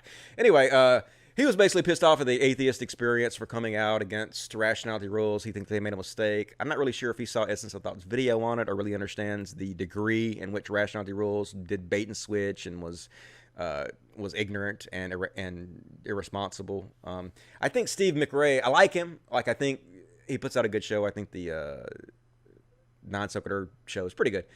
But I think he's kind of more an old school guy. Like when I was on the show, I was joking around with him about, he was like talking about how he's not gay at all. And I was like, well, I'm 20% gay. And I was explaining, I was like, seriously, is there no man that you've ever looked at and said to yourself, hey, I can tell that's a good looking man. I can tell that's an attractive man. And he said, maybe Blair White. And I was like, oh shit. And I was like, well, Blair White is a woman. And he's like, well, she's a trans woman. And I was like, yeah, trans women are women, dude. And he didn't argue with that, but it was kind of, and he's taking shit like in public. I think he either accidentally or he said he was accident. So I'm gonna take him at his word. He misgendered somebody on a tweet and he took some shit about that. So I think he's kind of sensitive about this whole transgender issue a bit because he's already taken shit from the left. And so a lot of them think that the transgender people are being too hard on atheists about this issue. They're not giving them enough leeway or not being understanding enough that people are going to make mistakes. And I can kind of I understand this issue because I talked about this before where I was talking about, what's her name? The one that was on the Wheatie box. Caitlyn Jenner. I accidentally misgendered her because I was talking to her about her in past tense back when she referred to herself as Bruce Jenner. And I called her a he. In past tense, and I didn't get shit on real bad, and it wouldn't matter if I did, because being shit on doesn't push me to the right or make me mad. I understand that, I'm a loudmouth shit talker. When you're a loudmouth shit talker, obviously you're gonna get, shit talked back, so it doesn't really bother me. But yeah, people were like, yeah, you misgendered her. I don't really appreciate that. And they weren't really understanding too much. But I explained it, and I didn't have any more problem after that. And I've actually, seemingly, I've become kind of popular in the trans community recently. I've had a lot of trans people message me and say, man, we really appreciate what you're doing. Having a cis ally, especially with a southern accent like you, who's coming out and saying the things and taking up for the trans community like you're doing, it means a lot. We definitely need people like you speaking out. We need your voices. And so thanks a lot. And so, yeah, I really appreciate that. All you trans people, like, you have an ally in me. I definitely will take up for you, especially when I agree, like, with what you're saying, and I agree that people are unfairly targeting you. Like, if you do stupid shit, I'll attack you just like anybody else. I really will. So don't get too attached, because I ain't playing with the bullshit. But as far as, taking up for you when you don't deserve to be shit on, I absolutely will. I'll be there for you every day of the week. And so anyway, this is just an example of how the atheist community is kind of being split in two by this controversy. Hopefully everybody will work it out. Hopefully everybody will realize that, yes, Rationality Rules made a mistake. Yes, his video was irresponsible and ignorant, but yes, he is working to make amends for it, and hopefully he will make a proper amends for it, and everything will blow over in the atheist community, can, mend its ways. But, who the fuck knows what's going to happen? I have no idea. So that's my coverage of the Rationality Rules thing. Let me know what you guys think. I will read the super chats. Super chats. Heavy D6, $10 says, were you so far right? Now everyone's to the left. Yep. That's, I guess he's talking about Ben Shapiro. I guess he meant when you're so far right, everybody's to the left. And that's the truth. He's so far right. Everybody's a leftist to me, even the Trump supporter. Even the fucking guy who supported the Iraq war and worked for Rupert Murdoch. He's a lefty, obviously. Raymond Nicholas gave you $5. Ever think about creating clips of the podcast? Yeah, I've considered doing that. And I know it would be seen more. I know if I made like 10 to 15-minute videos or 30-minute videos or whatever of the best of this podcast and put it up there, it'd get more views. I know this is going to sound really strange, but I'm not really worried about getting more views. Like, I think the audience will build, automatically. Like, I'm not really worried about being incredibly famous or having the most popular podcast out there. I just want a very small audience. Maybe, like, if just 15,000 people regularly watch this show, that would be plenty for me. And then that would be fine. If I could just make a $2,000 a month, it's plenty for me to live on. If I could just make $2,000 a month doing this show twice a week, or maybe I'll add a show, do 3 times a week. And then I don't have to, like, spam my channel with a whole bunch of other, like, smaller videos. If people want to watch the 3-hour live streams, they can. If they don't want to, they don't have to, right? I don't have to have a lot of people watching this, in my opinion. You just, whatever to me. Being famous and having a lot of people, like, watch your videos and know who you are is kind of a hassle, to be honest with you. So I'd much rather just have, like, small, loyal fan base than a big one. Maybe I'll make clips sometimes. I've thought about it, but we'll see what happens. I'm not really sure. Rationality Rules is an alt-light chud. I don't know if he's an alt. Maybe he is. Like, I'm not that familiar with him. I have watched his video on Jordan Peterson. I thought it was pretty well done, although, like, I thought that he sucked Jordan Peterson's dick a little too much. I thought he was too easy on him. And he did a video on Ben Shapiro where he shit on Ben Shapiro some, but it was actually kind of a lot nicer to Ben Shapiro, called Ben Shapiro like a good debater and all that. And he's really not, to be honest with you, only when he's debating college kids. So Rationality Rules is kind of, nicer to people than I would be, in my opinion. Don't know. $5 from nobody, and he retracted the message. I don't know what the hell that is. I guess I did get that $5. Usually that's the way it works. Which reminds me, on the last show, somebody gave me a $400 super chat. $400. I was like, holy shit, $400 super chat. And I was like, thank you, man. I couldn't believe it. I was like, I'm going to buy the biggest cat condo I can possibly buy with this. You just hook my cats up, man. You're cool as shit. I really appreciate it. And I was bragging about it, all excited. Well, it turned out that the guy, I guess, accidentally made the slider to $400, and he did not mean to send me that much money. And so it's almost like if you're a waitress and somebody left you a big tip, and you're like, holy shit, and you're bragging to all your coworkers about what a big tip you got. And then the guy comes back in and says, uh-oh, I didn't mean to leave you any money, and he takes all the money away from you. So I think the guy got a full refund. I think he did. If you're that guy and you didn't get a full refund, message me and I'll make sure that you get your money back. I think that's what happened. It said, I looked on there and I tried to go look into how to refund his money for him. And it said that his message was retracted, and I think that means that he got a refund. But if he didn't, I'll work on that. But at the same time, I actually kind of feel bad for the guy, because the guy was just trying to do something nice. he was trying to support me, and he made a mistake, and it ended up being a hassle for him. It ended up being something he was embarrassed by, and he had to go through the hassle of asking for the money back and shit. So I actually feel bad for the guy. So dude, if you're watching, don't worry about it. Like, don't worry about how I felt about it. I appreciate you trying to do the right thing and supporting me, even if it got fucked up for you. And I'm sorry it became a hassle for you. I know you were just trying to do good, and I appreciate it regardless if I didn't end up getting the money or not. So, you know, thanks a lot for it anyway, regardless. It's the thought that counts, and I appreciate it. But yeah, that was a big donation that I didn't get. Sort of disappointing, but what you gonna do, right? You guys are doing pretty good supporting me, and I will keep doing this as long as you guys do. So more super chats, please. Please support the show. Andrew Bourne gave me another $20. Andrew Bourne has been completely awesome to me. Another one for the animals. Thanks, Dusty. Thank you, Andrew Bourne. You're fucking awesome, dude. He's like one of the main supporters of the show. Wish I could do more to let you know how much I appreciate it. $2 from Kickass. Love your content, but you're wrong on the RR issue. Okay, cool. That's not really telling me how I'm wrong at all, so that's not very helpful, but okay. Brad Hallman, $10, says, I see Joe Rogan clips on my timeline with him making fun of LGBTQ people with guest after guest. Then he does Eddie Izzard on, and he's suddenly on his side. It's mind-blowing to me. Yeah, Joe Rogan is a chameleon that pretty much changes his opinion depending on who's on with him, which is kind of hard to respect, but he's just a bro. That's how bros are. And Mexican Soyberg sent me $1 and then another $1 and said nothing. So thank you, Mexican Soyberg. Really appreciate that. More super chats, please. Really appreciate that. Let's see what the chat is saying over here. Left fart or right fart? That's some awesome chatting going on there. Anything good? Can you recap why Rationality Rules is wrong? His argument is good. I thought I did. I thought I completely... Did I not just completely go over exactly why he was wrong? He was wrong about the red blood cell count.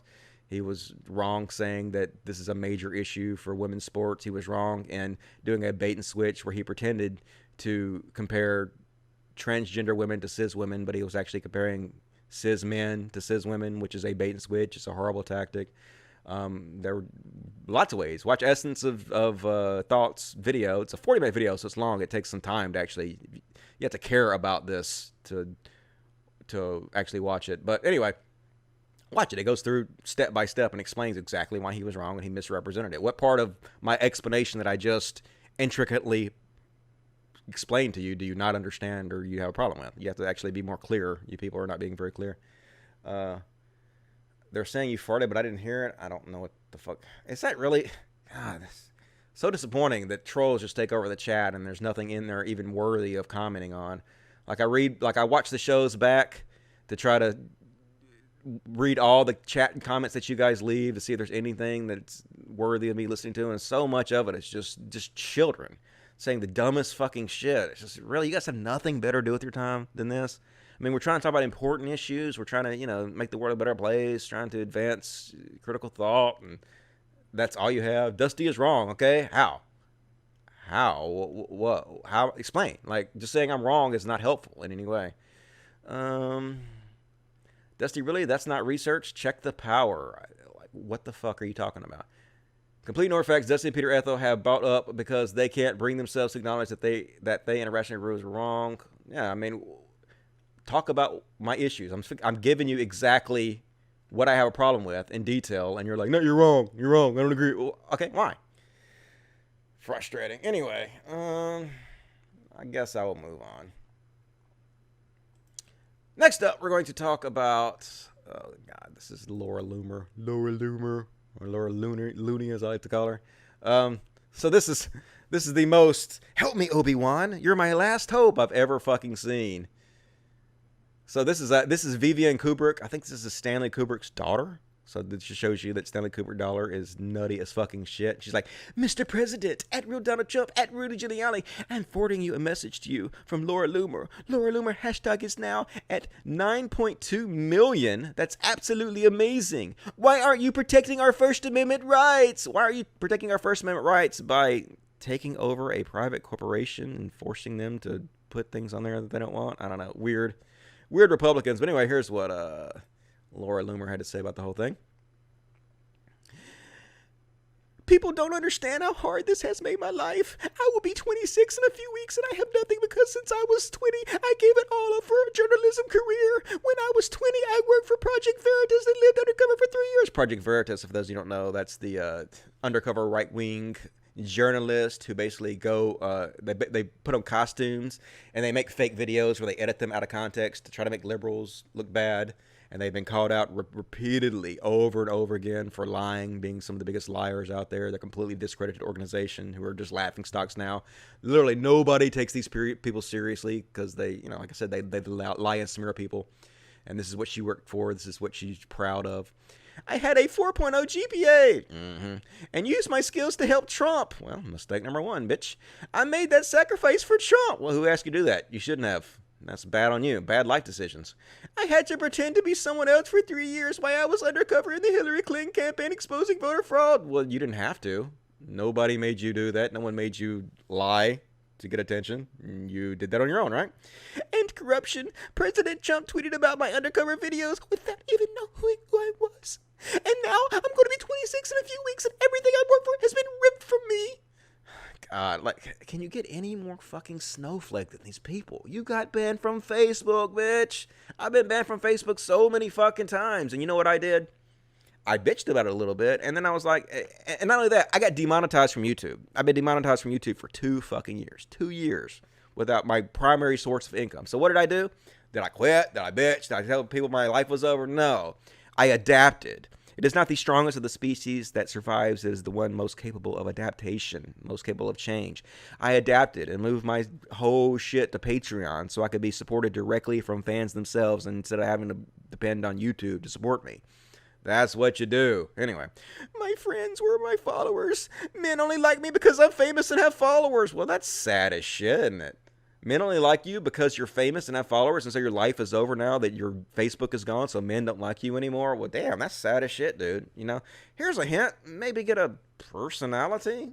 I don't know. I got women before I was ever on the fucking YouTube. You know why? Because I have a good personality. That's what it is. Not because I'm handsome, not because I'm rich, not because I'm endowed, because I have a good personality. Might want to grow one.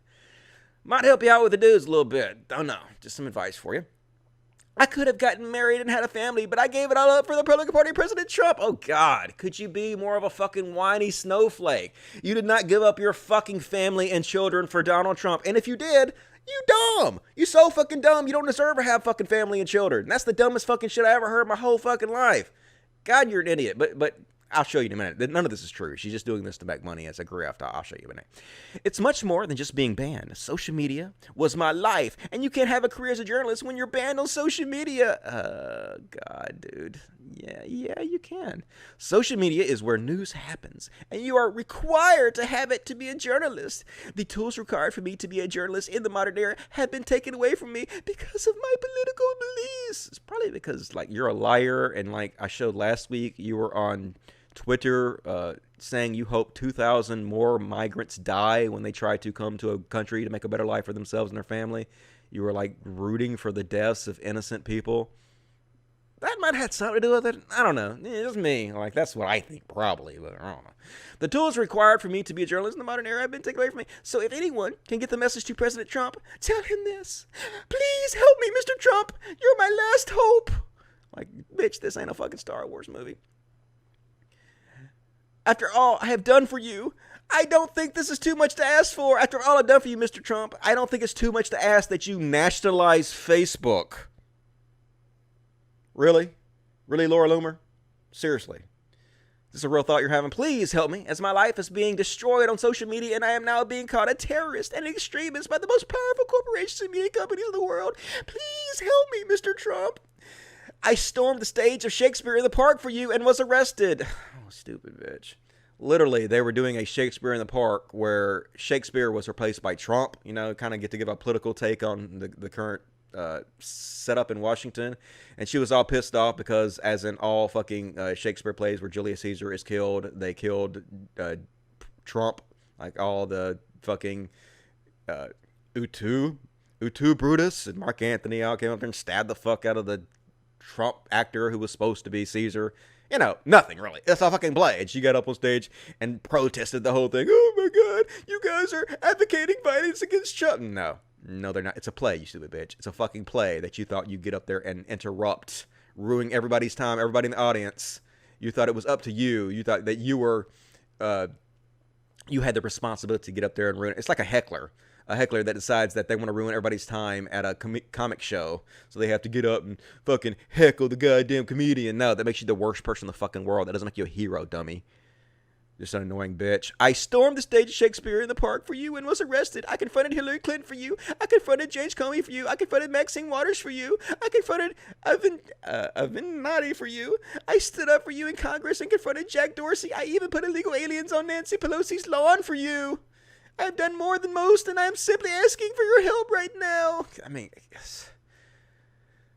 I have been begging for help from congressmen and the White House. My civil liberties have been severely violated. I'm literally being targeted by Islamic terrorists who've lobbied Twitter and Facebook to ban me. It's all in my lawsuit, and I'm trying to get you to see it, President Trump. How many times I have to ask? How many leftists do I have to confront on camera before any one of their public party helps me? I literally feel like I do not exist. I am banned on every single social media platform because I am an effective Jewish conservative woman who supports President Trump. Please help me. They always hate identity politics when it comes to other people, don't they? When it comes to them, suddenly, she is a Jewish conservative woman.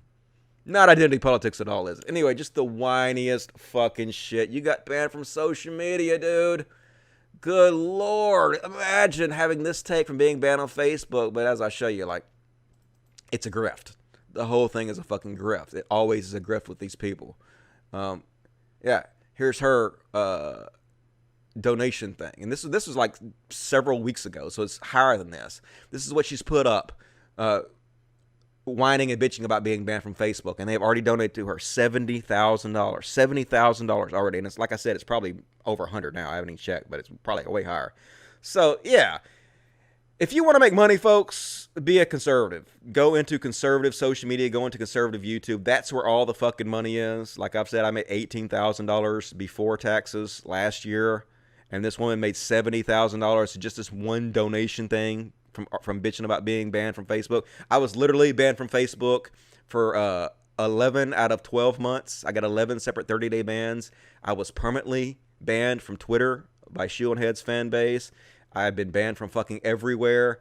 I guess I should have whined about it more. I guess I should have played the victim more, and I could have made money, but I refuse to do that, so I don't make as much money as these conservatives do. It's crazy, and so depressing, but that's, that's the way the world works. This is what the world rewards. The world continuously rewards bad behavior over and over again, and it's very sad, but that is unfortunately the truth of the matter.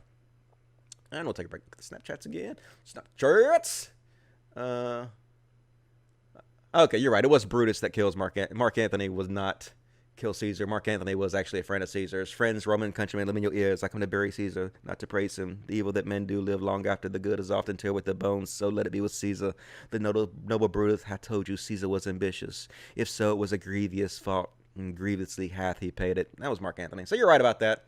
My bad. I don't know anything about Shakespeare, though. Let me see. No, it's not. That is not the Super Chats. Super Chats! It's also not the Super Chat. Where the fuck? Did I close the Super? No, here we go. Super Chats! Hell yeah. All right, get Professor Voice on. Okay, I'll look that up. $20 SCK, which is Sweden, I believe. Not South Korea. That is Sweden, I do believe. So thank you for Chris Jaraval for that. Very kind. Spencer Walker, $5. Ben Shapiro wrote an article for National Review that's titled, No One Expects the Secular Inquisition. Ben is Jewish. Yep. Also a big dick kid. He wrote an article one time about how he didn't care about civilian casualties in the Iraq War. He was perfectly okay with us killing innocent people, and then later he was like, I was just young when I said that I didn't care about innocent people being murdered. Boys will be boys, haha, no big deal. But no, dude, you're a fucking psychopath. The Fireball, Laura Loomer, acts like a boomer. Yep, she's definitely whiny. Hey, Dusty, I am touring stand-up comedian, and you should give stand-up a try. Love you. Fan since 2011. I thought about giving stand-up a try, but it seems like a lot of work. Seems like I could just do this, I could make these videos from my bed and do 3 hours and be okay. So it's just way easier. I don't know. But I may think of it someday. I have to write some jokes or some shit. So please, more super chats. No questions dodged. All questions answered. Let's check the regular chat. See if I ever said why I was fucking wrong. I'll go back and I'll read it and I'll see what the fuck you guys have to say. But I didn't really see anything that you guys were specifically telling me what I got wrong. Dusty sounds like Morty. Cool.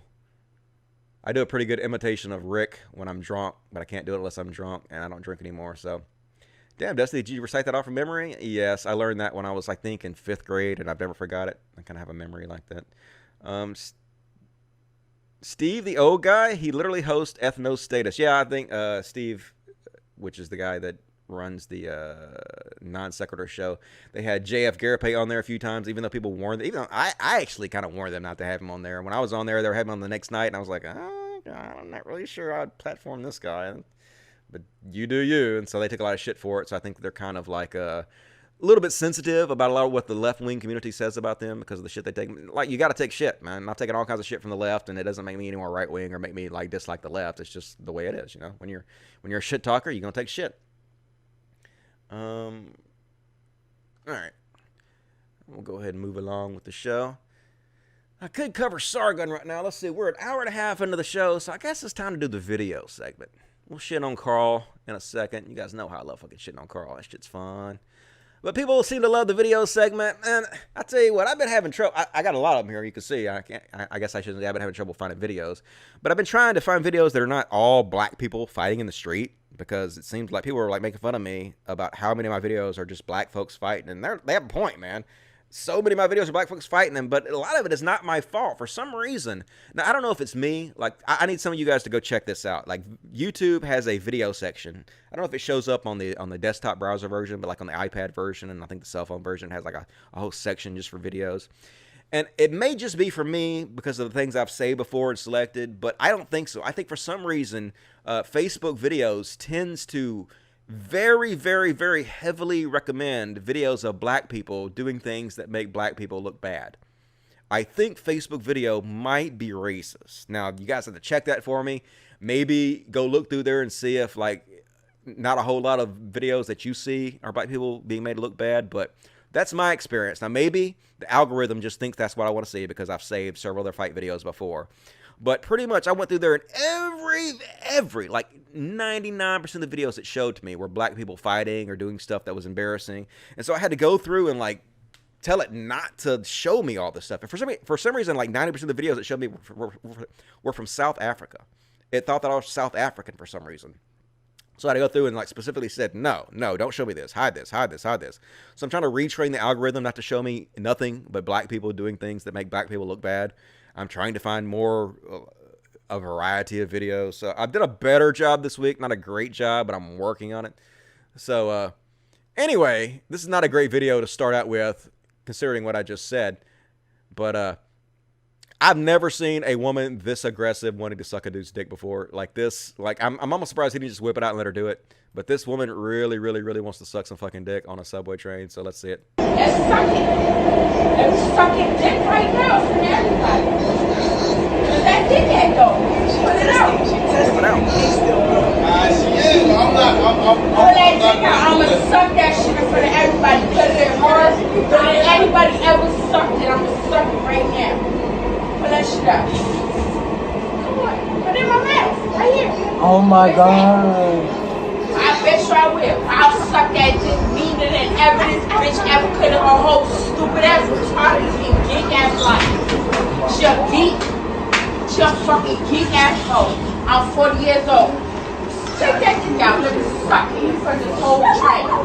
I'ma suck that shit like you never had your dick sucked in your whole life. Suck it. Take it out. I'm like World Star. Don't fuck with me. I will suck the fuck out there. Listen. This shit aggressive, man. Don't fuck with me. I will suck the shit out of that dick. Don't you fuck with me. Man, I'm almost tempted to look that girl up. She must have some skill. She's proud of it. She ain't even playing.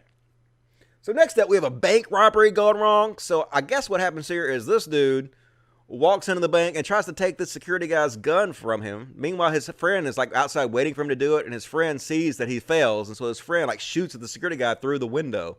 So watch this shit. He walks over and he tries to tase the guy. That's what he tries to do. The guy like fights him, and I don't know what this is. And he knocks the guy down, he pulls out his weapon, that guy shoots at him, and that guy runs away, and he starts shooting at this guy, and that guy's like, oh, I can't get out. Oh shit, he got a gun. He's like, get down, motherfucker. He's like, oh, I have made a horrible error.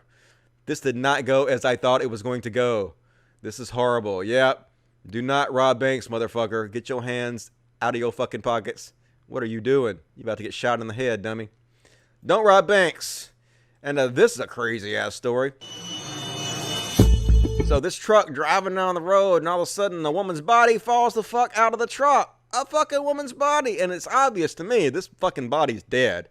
He goes like, this person just gets out of the truck and nonchalantly walks back to pick up this fucking body, and the body is stiff, yo. Watch.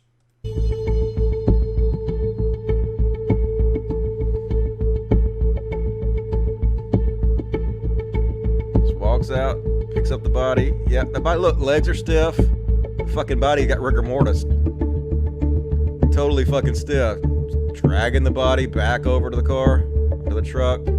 Puts it back in the truck. Don't know how it fell out. Don't know if he like just stuck the dead body in the truck, didn't shut the door. But they said they contacted local hospitals to see if anyone was sent to the hospital from falling out of a car. Nobody was. So police are looking. If you have any information about this, what in the actual fuck is going on in this world?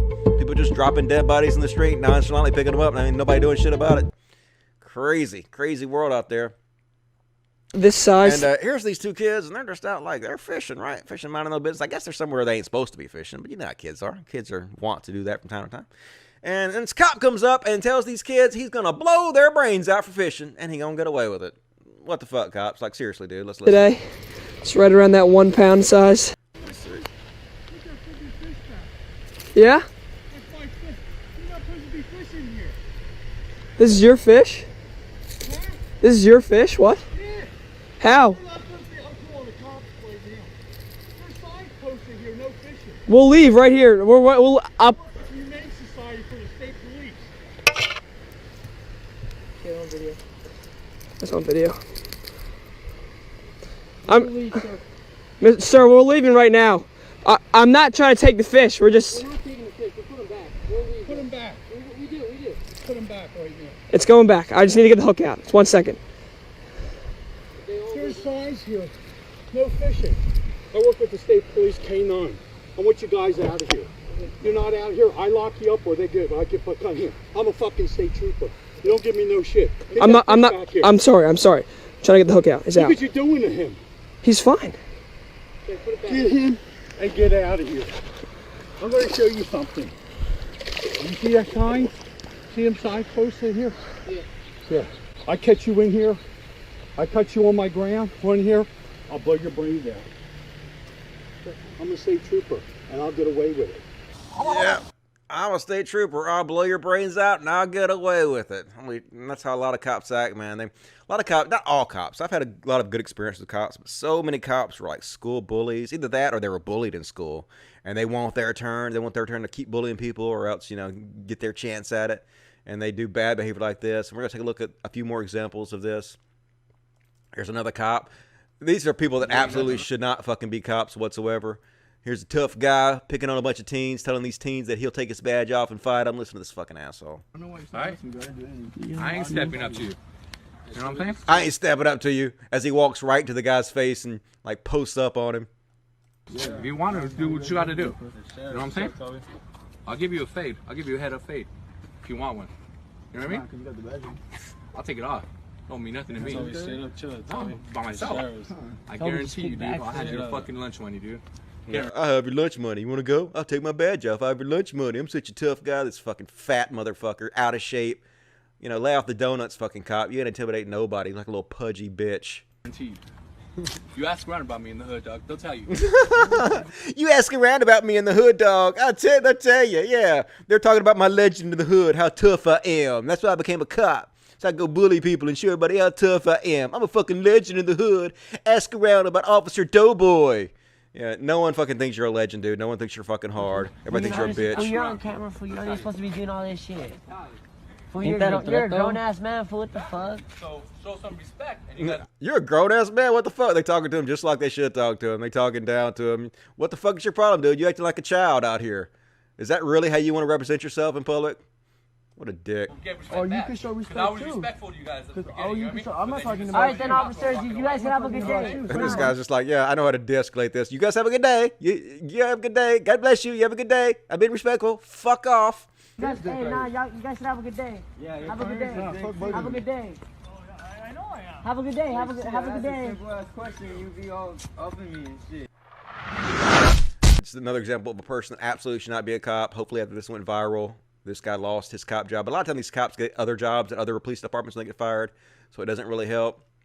And let's go ahead and show another one. This guy, Another guy that absolutely should not fucking be a goddamn cop. Like, this is some crazy. This cop literally has a mental breakdown.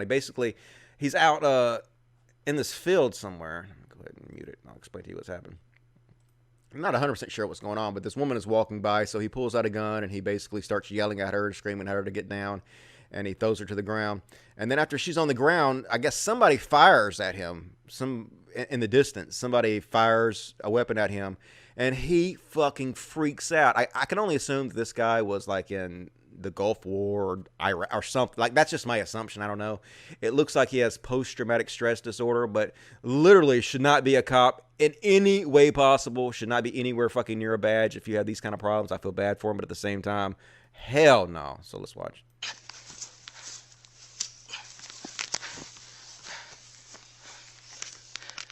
You better quit. You better quit. Why are you running? What? Why are you running? Because Mom told me to.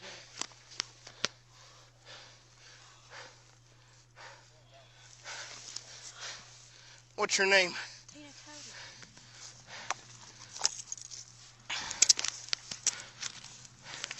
Roll over. Back in the house. Roll over. Roll over. This is a great plan, Robin. Thanks. One detained. Roll over. Roll over. I am trying to. Roll over. Roll over and give me your hand. Roll over. Ouch!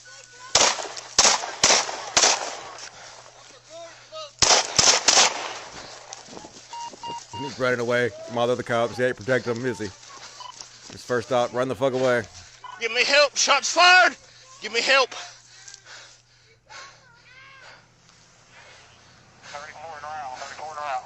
I mean, first of all, before he's about to start breaking down, but just running away, leaving his cops like in the lurch, not protecting them, not like giving them backup in any way. That is not the guy you want watching your fucking back if you're a cop. And then this. I've got a guy with a gun. Give me some help. Shots fired. I already have a firearm here because my mom's disabled.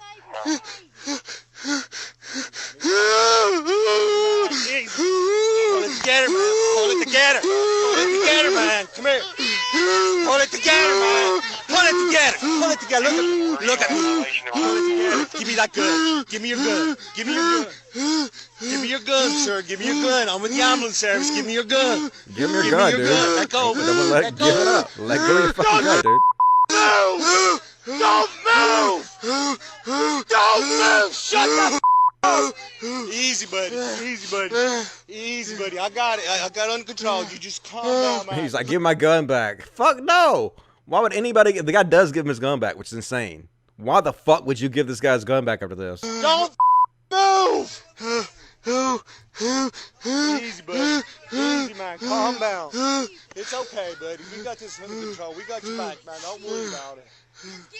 You shut the up. You shut the She's like, don't give him a gun. We got it, Like, man. you shut the fuck up. No, you shut the fuck up. That motherfucker crazy. Come on. Watch yourself. Okay, I need you over here now. I got him, Todd, over here now.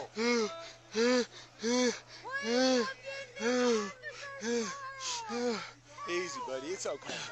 It's okay. Let me give you your gun back. It's okay. We got your back, man. It's okay. Todd, I'm okay. I'm okay. No, you're not. You absolutely are not. Don't get. Okay, I gave him his gun back. No. Keep your hands up. Like what? And the keep your hands up. So anyway, like I said, I feel sorry for the guy. Obviously, he has some mental issues, some PSTD or whatever. But do not get that guy's gun back. Do not let that guy be a cop. He should be nowhere fucking near the police department. Just crazy, man. Crazy. These are the cops we have out there. Let's see. And this is the kind of guy that needs to be a cop. This guy's just a fucking rent-a-cop, and he's more fucking on it than real cops. He's poised, knows exactly what he's doing. So he's like a Loomis guy. Comes out of the store with his satchel full of money. I guess he's carrying it to his armored car or whatever. That's what I assume is happening. These guys are casing him. They come out, like, give me your money. He sees them. Nope. Gonna shoot at you. You got a gun? Nope. Gonna shoot at you too. This guy's like, I'm gonna still get the money. Nope, I have a gun. No, you're not. He's like, oh, I'm getting fired at. I don't like that. Let me run away. Let me hobble away with my shot-ass leg. And he runs back out to his car. So, yeah, that's what you get. And was that guy wearing a MAGA hat? I don't know. Guess not. Guess just a red hat. But anyway, don't fuck with that guy. He knows what the fuck he's going. Fuck. I was going to show you another video of women who hit men and think they can get away with hitting men, but they don't get away with it because the men hit them back. Me and Destiny were talking about this kind of when Destiny was on my show. But there are a lot of women out there, and this is part of toxic femininity, who think that they can just beat the fuck out of a man, slap a man, abuse a man, and men are not allowed to hit them back. And that is absolutely a product of toxic femininity, something you don't really see on the other side, something that absolutely need to be called out. I mean, remember one time I got the shit kicked out of me by a woman, by a girl. I guess she was probably, I was 16 at the time, and I'm guessing she was probably 17, 18. Huge girl, probably outweighed me by 60 or 70 pounds.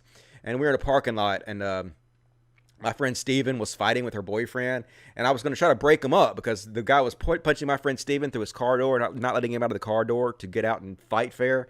And so I got out of my car and was going to go around and grab the guy and like pick him up and spike him on the ground on top of his head. But I guess he had this big, really heavy girlfriend who walked up and cut me off and started punching me in the face as hard as she could. And like literally, this girl punched me harder than any guy I have ever fought in my life. But because it was a woman, I basically sit there with my hands down and just let her punch me. Because it was a woman. It ain't fair to punch a woman. You got to sit there and just take it. Man, I wish I could go back in time and like lay that fucking bitch out. If I could go back in time, I would beat the fuck out of her. You want to lay your hands on a man like a man, you're going to get treated like a man. Fuck that shit. That's toxic femininity. Thinking you can get away with beating on a man and they ain't going to do shit to you. Fuck that. Yes, we will.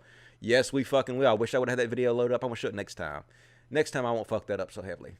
So anyway, next up, I like seeing these kind of videos. This is a guy in Africa who was helping debunk some of this spiritual mumbo jumbo con artist nonsense that they have there.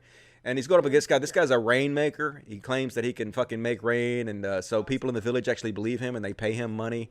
And they give him goods and shit so he can like make it not rain on certain days. Like weddings are happening that they want it to rain, or make it rain on certain days when they want it to.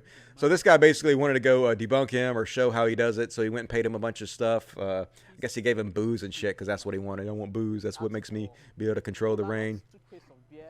And beer and shit. So anyway, the guy basically tells him, okay, come back at this certain time, and I will make it rain within these 2 hours. And so he comes back, and he puts the camera on the guy, and the guy goes through all his rituals and shit. And turns out, in the 2 hour period the guy promised, it started fucking raining. He was right. The guy actually can't control the rain, but no. This old guy just knows how to Google the weather, and the weather said it was supposed to rain in that time period. It would have a very high percentage chance. So and it was, of course, during the time of year that it rains all the fucking time in that area. So the guy basically just Googled it and then told him to come back at a time it was going to rain and then took credit for it. Because that's how con artists work, even in Africa. So the guy called him out. I love seeing guys like this call out con artists in their own countries. I did a video not too long ago where they were calling out Indian guru healers. Other Indian guys were doing that. So I like seeing these guys call out their own countrymen. More of that, please.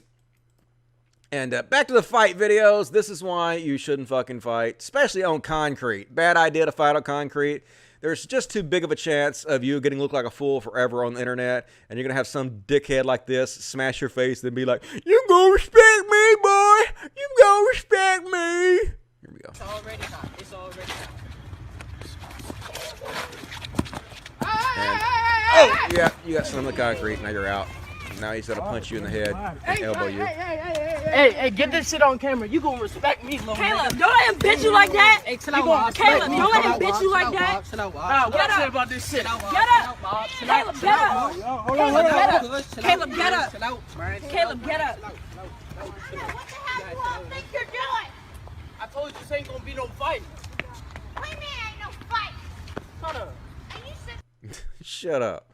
So, yeah, don't fight on concrete. Somebody just pick up and slam you on your fucking head. Bad idea. Don't fight there. It makes you look stupid. What did you say? Here's another road rage douche.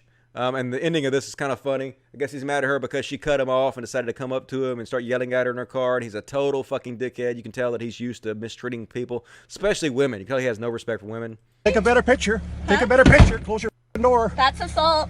That's That's assault? No, it's not. No, it's not. Touching my door is assault. Hey, cut me off again like that, you ignorant little cow. Touching my door is assault. Matter of fact, I'm going to take a Picture of your Touching license my plate. door is assault. And as a matter of fact, I've got you on my dash cam. Touching my door is assault. Touching my door is assault. You fucking entitled little cow. Man, look, he wants to hit her so bad, he grunts his teeth. Ugh, he wants to, and he basically makes fun of her race in a minute. Basically says, "You think you're special because you're brown." I guess she's Indian. My door is assault. Touching my door is assault. Okay. Touching Who the my door you is really assault. think you're fucking important, don't you? Yeah. Yeah. Yeah. Why is that? Because you're brown ass? Yeah. Is that why? Because you're brown Yeah. ass. You think you're important because you're brown, don't you? Yeah, that's exactly why she thinks she's important. Not because you're some douche that's running up to her car and screaming at her because she cut you off in traffic like a fucking entitled little bitch. It's because she's brown, dude. She's totally in the wrong and you're totally in the right. Touching my door is assault. You ever cut me off again like that, you're going to have a serious I'm going to hurt you. And then it keeps going over and over and over again. The funny part is this woman walks up and basically is like, "Leave her the fuck alone." And he basically says, "Well, tell this bitch that." And the woman's like, "No, I ain't telling her that, you ignorant asshole." And basically she turns against this guy. And you can tell he almost wants to hit her for turning against her because he has no respect for women. Watch him. Who called you a Hindu? I got it recorded on my phone. Oh, I did, eh? Yeah, I called you you a did. Hindu. I don't think so, hon. Yeah, I got it recorded on my phone. So you followed me. Seriously, give some space. You know what? Tell this little bitch. No. Don't go driving. No. What? What? I'm not gonna tell. You ever cut me off again? Tell this little bitch no. No. Absolutely not, dude. What the fuck is wrong with you? And he's like, "What?" And kind of steps up to her. Let's watch that again. It's funny. What? What? I said no.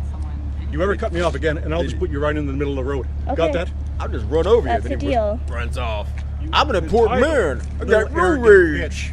You arrogant bitch. I'm not arrogant at all by getting so upset over somebody cutting me off. Cut me off again. My whole day's ruined. I threaten you with violence. No, that's okay. I'm That's a fine. man. You don't even understand because you a brown bitch, but I'm a man. This is how men act. So fucking cringe. And speaking of some crazy ass shit, yo, I don't know what the fuck they doing out here, but they running over folks. What? What? What did I do?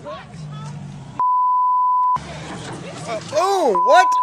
Ow! That's a tough chick right there. She took that like a pro. And then boom! Run over this girl too. He just running over everybody. What you fucking doing, dude? Get out of the way of the car, girl. Get out of the way. He crazy. I got it all on my Snapchat. You sure did. Oh, he gonna run you over, girl. Get out the way, girl. Get out the way. Hide. Hide, bitch. She on the floor. And then he drives off. Yeah, you better drive off. You just ran over two people. So apparently police are looking for this dude. So if you know anything about this crime, please call police immediately. And I ain't saying this dude was asking for it or nothing, but this is what happens in high school these days if you spoil the Avengers Endgame. Give me half, fool. Did you just spoil it right now? Oh yeah. Oh yeah. What's up? Did you actually just spoil it? Get that shit cracking. Go sit down. Go sit down. Go. Punched it right in the nose for spoiling Avengers Endgame. Knocked his glasses off his face. And I gotta say, that's kind of appropriate. That's an appropriate response. Don't spoil fucking Avengers Endgame, dude. Do not do it. Tony Stark would not be pleased if you did that. Tony Stark would definitely not be pleased. That's all I'm saying. Tony Stark. Anyway, here's a great example of a douchey-ass rich billionaire who can't take minor fucking criticism. This guy basically tells him to sell the team, and so he immediately kicks the guy out of his stadium and has him banned for life over it. Good guy, you rich conservative fucking snowflakes. Anything I should sell a team? You want to not come to any more games? Why? Because that's rude. It's an opinion. No, it's not an opinion. And you know what? Enjoy watching them on TV. Him, block. Bring him, yeah, him, hold him for Kevin. Hold him for Kevin. Hold him for Kevin. That is Knicks owner James Dolan, a triggered snowflake whose best bud was Harvey Weinstein. Did you know Dolan has a band? Did you know Dolan sang a song about Weinstein? I should have known, I should have known. To little surprise, the reviews on each video are in the red and comments disabled. That's rude. You can't handle heckling? Sell the team! Anything I should sell a team? Look at it. I'm such an entitled prick. I'm gonna have you kicked out of these games forever because I'm really important. I can do whatever I want to. You can't criticize me. I'm above your criticism. So he has the security goons get the guy basically and kick him out and give him a lifetime ban. What a fucking pussy, dude. God damn. Imagine if I responded that way to every bit of criticism I get. Would never do anything else. And finally, last but not least, What if a picture of Trump surfaced? We're going to watch this video of Trump supporters and just show you that these people literally, they don't give a fuck. They don't care what Trump could literally do anything. He could come out, like literally they could catch Trump molesting children and they will be fine with it. They would be like, fake news. You guys are making it up. I don't believe it. Doesn't matter what he does. So that's how tribalistic we are in this country. They don't give a fuck what he does. He's on their team. Liberals are evil. That's all that fucking matters. Let's listen. What if a picture of Trump surfaced showing him smoking crack? Would you still vote for him? Absolutely.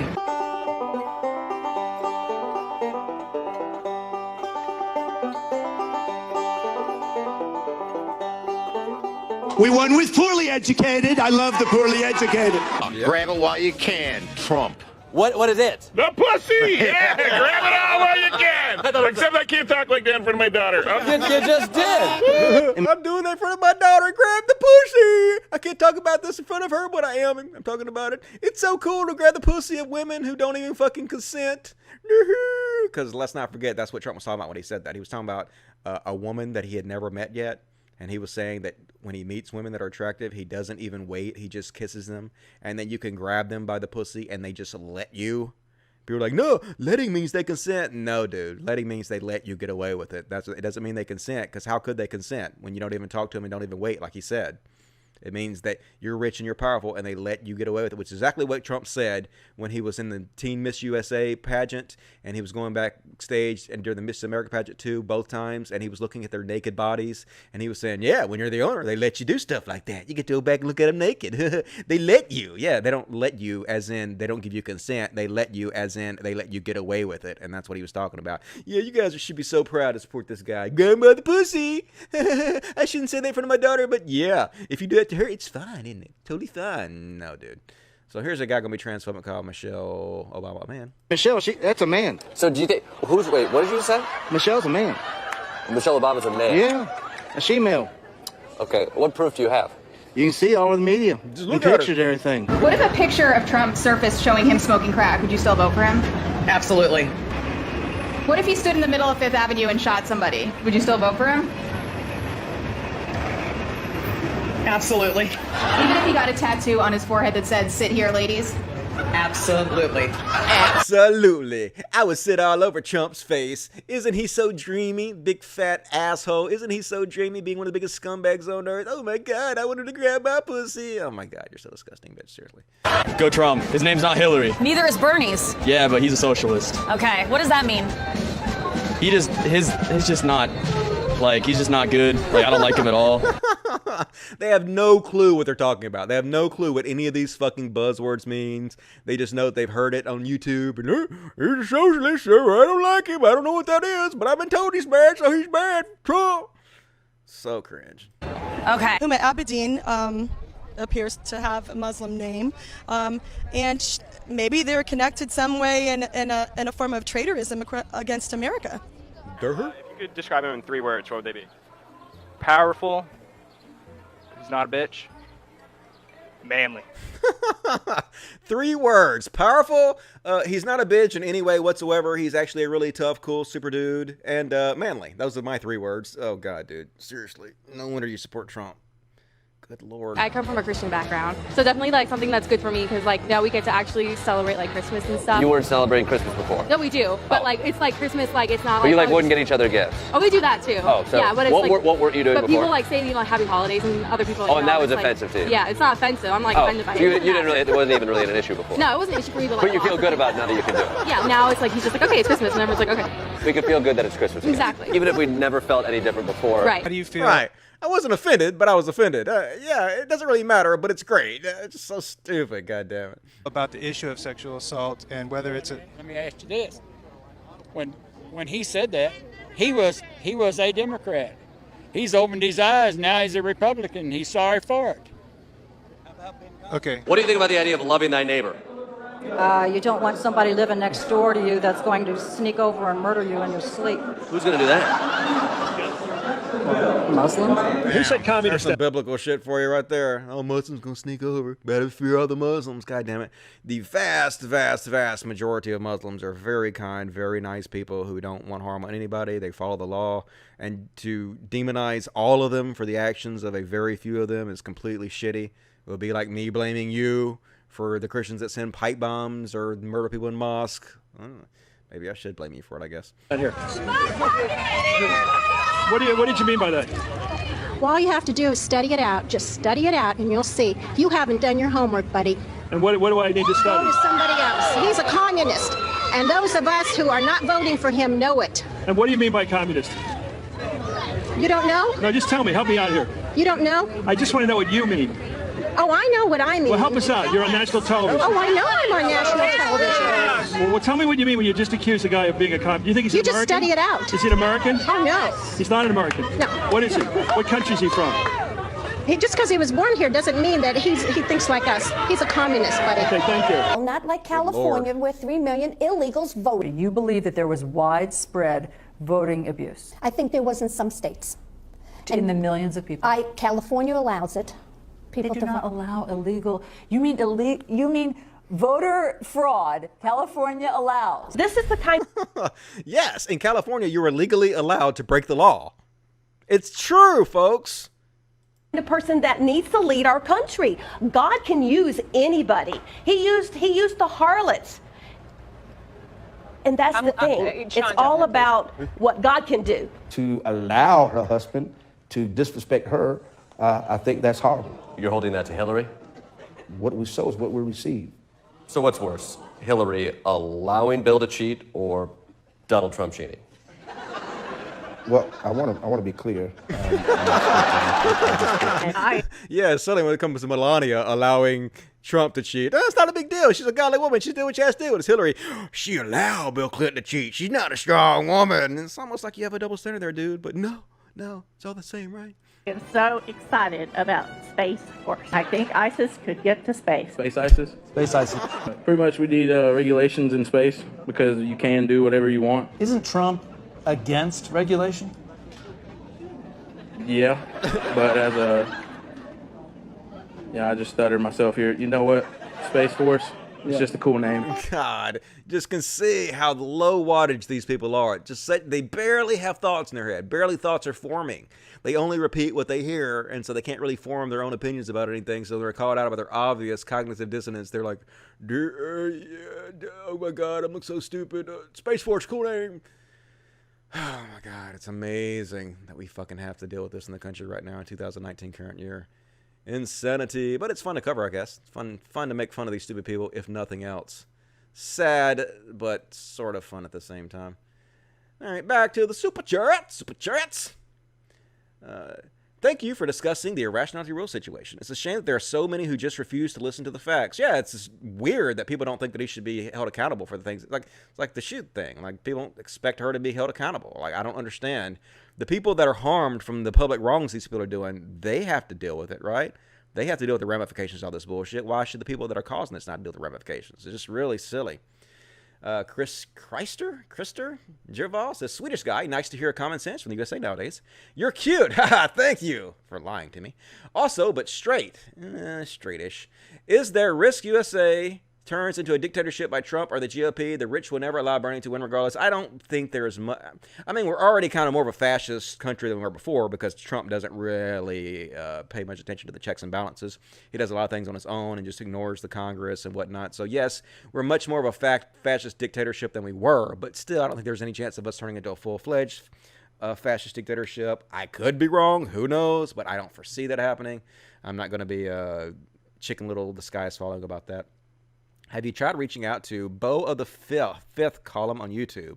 Sounds like you have similar backgrounds and same accent. He used to live in Tennessee. That was from Unlimited Ambiguity. Nope, I have no idea who that is, but I will look into it. If that person wants to contact me, I might think about having him on the show. Thank you for that, Unlimited Ambiguity. I appreciate that. Tyson Minum says, James Randi, the god of calling out con artists. Love James Randi.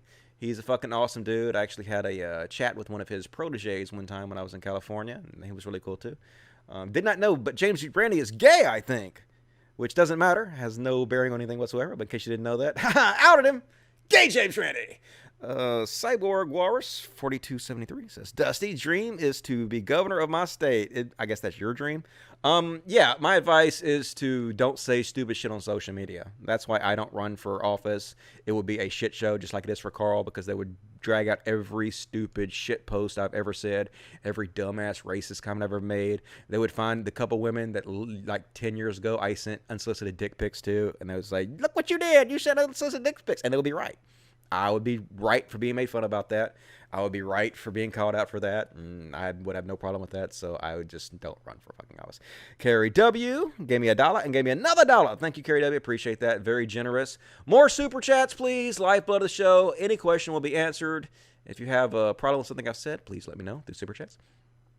And we're going to continue the show. Now it's time to shit on Carl Benjamin, which is one of my favorite things to do. Man, Carl Benjamin, his whole campaign has just been a fucking hoot. It's been fun as shit to cover. It's exactly going how you would expect it to go. If you said to yourself, hey, what would happen if a shit-posting YouTuber whose entire career has basically been built around the concept of who can I upset today? Who can I say something stupid to upset today? What happens if that person runs for office and then all the stupid shit they've said on the internet is pulled out and shown to them and shown to the public, and they're made fun of it for it? What will happen? Well, Carl Benjamin shows exactly what happened. UKIP loses 80% of its seats, and they're humiliated in the press repeatedly, and Carl Benjamin doubles down on everything like the stupid fucking idiot he is. So this is from Michael Edison Hayden, who has a blue check. UKIP candidate Carl Benjamin, a.k.a. Sargon of Akkad, lost the ability to make money off the YouTube, according to his Minds account. He called YouTube his primary source of income. UK police are also investigating him for talking about rape in the context of female Labour MP. And here he's bitching about, I've been demonetized by YouTube. That's how I support my family. And I'm thinking, shit, man, I was demonetized from YouTube 2 fucking years ago. 2 fucking years ago. And I know Sargon knows. Like, Sargon knows who I am. He knows what I've said. He's followed what I've been saying. Did he speak out in my favor? Did he speak out for me? Did he say, oh, I think it's bullshit Dusty was demonetized? Hell no. Carl didn't say fucking shit about me. Didn't come to my fucking rescue. And then, see, I just assumed everybody was demonetized 2 years ago. Now I know Carl has been monetized for 2 years now. He's been making huge sums of money for fucking 2 years off YouTube. When I've been demonetized, me, all I've done for fucking 2 years is talk about religion, talk about how the anti-SJWs are blowing the SJW shit out of fucking proportion. I've attacked fucking racist and white supremacists. And I got demonetized, but this motherfucker who's out there making fun of Heather Heyer, who was murdered by a white supremacist, blaming her for her own death. This guy who is out there giving talking points and tips to the alt-right on how they can have better photo ops. This guy who's out there giving rape threats / jokes to politicians is fucking monetized and making tons of money all this time. Yeah, I ain't mad that he got demonetized. I'm mad that he was monetized this whole fucking time. That ain't fair at all, is it? Where the fucking fairness, YouTube? But anyway, he'll bitch about this, and he'll, like Laura Loomer did, he'll make tons and tons and tons of fucking money. People will donate shitloads of money to whatever charity he sets up, whatever little crowdfunding source thing he sets up, and he'll make $100,000 off that, because that's what these grifters do. If you want to make money, right-wing grift. That's where all the fucking money's at. And Claudia Brown says, it's kind of amazing to see internet people I've known about for years being discussed in the mainstream. Even more so to see Nigel Farage, or however the fuck you pronounce that dickhead's name, and Piers Morgan ripping into Sargon. So yeah, this is right-wing Piers Morgan and right-wing Nigel Farage, and even Carl is too disgusting and right-wing for them. And this is hilarious because Nigel Farage, or whatever the fuck his name is, this is one of Carl's heroes. This is one of his political fucking heroes, and now his political hero last year repeatedly is going on the fucking news and fucking shitting all over him, and it's glorious. Let's watch. What do you make of UKIP, who are currently fielding a candidate, Carl Benjamin, who thinks it's funny to make jokes, supposedly, about raping Labour MP Jess Phillips? I've sat here on this couch as leader of UKIP, discussing political issues. It was part of my life for 25 years. I warned them last year repeatedly, do not let the lunatic fringe, do not let the criminal fringe into the party. Piers, they ignored me. On a personal level, I feel slightly sad that it's happened, but frankly, the sooner this election's over with and UKIP closes down, the better it will be. It's gone beyond a joke. Isn't it pretty disgusting that this person is even allowed to be putting himself up? It's extraordinary. These comments are vile. Yep, that's hilarious to watch. Here's your hero, Carl. Even he is shitting on you. Be like, Carl's unfazed. Basically, Carl goes on Roaming Millennials program and says to her, Nigel Farage doesn't really hate me. He's just got to pretend to hate me because of political correctness. He actually likes me. That's how deluded Carl is. Let's take a look. One of the MPs and Nigel Farage came out very strongly and said, oh, you know, these fringe people, I told UKIP they should keep them out of it, shouldn't be running, etc., etc. How do you respond to that? And there's no way Nigel Farage is going to pretend that he doesn't enjoy anti-PC humour, because let's be honest, he does. And I happen to know lots of people who have known him for 25 years, you know, people who founded the party with him, and they know that, obviously off camera, he's exactly what you'd expect. Well, he enjoys it. He's got a sense of humour about him. And Piers Morgan also probably does as well, and is well aware that I was telling a joke. And so it's amazing to watch Nigel Farage and Piers Morgan, people who, like you say, usually have quite good takes and are usually against political correctness and the sort of like suppression of comedy and the vilification of comedy. You know, these people are usually on the side of not being authoritarian in this way. Watching them suddenly become incredibly politically correct. Oh, no, I disavow. That's terrible and vile. It's very disappointing. They're so authoritarian in criticizing you. See how they shift the debate? Nobody is being authoritarian by criticizing you. Free speech does not protect you from criticism, okay? People are still allowed to criticize you. That is not a violation of free speech. That is not authoritarianism. And he's like, they really like me. They're just pretending not to like me because they have to be PC. Well, see, that's how Carl feels about things. When Carl calls out the alt-right sometimes for the racist shit, see, most of the alt-right still likes Carl. Because just like Richard Spencer said, Carl is a gateway to the alt-right. Carl is one of the ways that people who come and follow Richard Spencer, they come through Carl first. And so he knows that this is how he has to be. He knows that he has to pretend he's not for the racism part of the alt-right because he has to be PC. But secretly they know that Carl likes them or supports it. Because I'm about to show you. He's about to say in a minute that the alt-right is unfairly demonized constantly. And he's repeatedly said that if it comes down to SJWs and the alt-right, he's rooting for the alt-right. And he's repeatedly tried to give the alt-right pointers and tips on how to have better optics in the press. So Carl knows exactly what he's talking about when he says that they have to just pretend not to like this for PC reasons, but they really do, because that's exactly what he does and exactly how he feels, right? And I don't doubt that he's right. I don't doubt that Nigel Farage is a shithead that likes his jokes. But your joke, dude, let's get this straight. Your joke was saying that you might be convinced to rape a politician. Now, I know people are like, no, he said he would never rape her. Yeah, that was the old tweet. The new video he came out with said that he might be convinced to rape her with enough pressure. He didn't think there was enough beer on the earth to do it, but he might be convinced to do so. That's what he said. It was a rape joke. It wasn't a not a rape joke or a lack of a rape joke or I might rape you. It was a rape joke. That's the joke. So nobody's being authoritarian by criticizing you for it. They're just pointing out rightfully that you're a fucking shithead, that literally your whole platform is just to try to upset people. You offer nothing to the social good. Nothing. There's nothing decent. You're a garbage human. Just like Sarkeesian said about you. I don't care if people hate her or not. She pegs you. You're a fucking garbage human, and the people that you attract are also garbage humans. And that's why your whole campaign and the whole party that supported you is falling a fucking apart, right? And this is from Alex Welsford. And come on, load up. There we go. I just love this because of the title. These are the titles that that the press are reporting about Carl right now. Supercalifragilistic, racist, sexist, UKIP asshole. Carl bitches visits a Turo and somebody throws fish at him.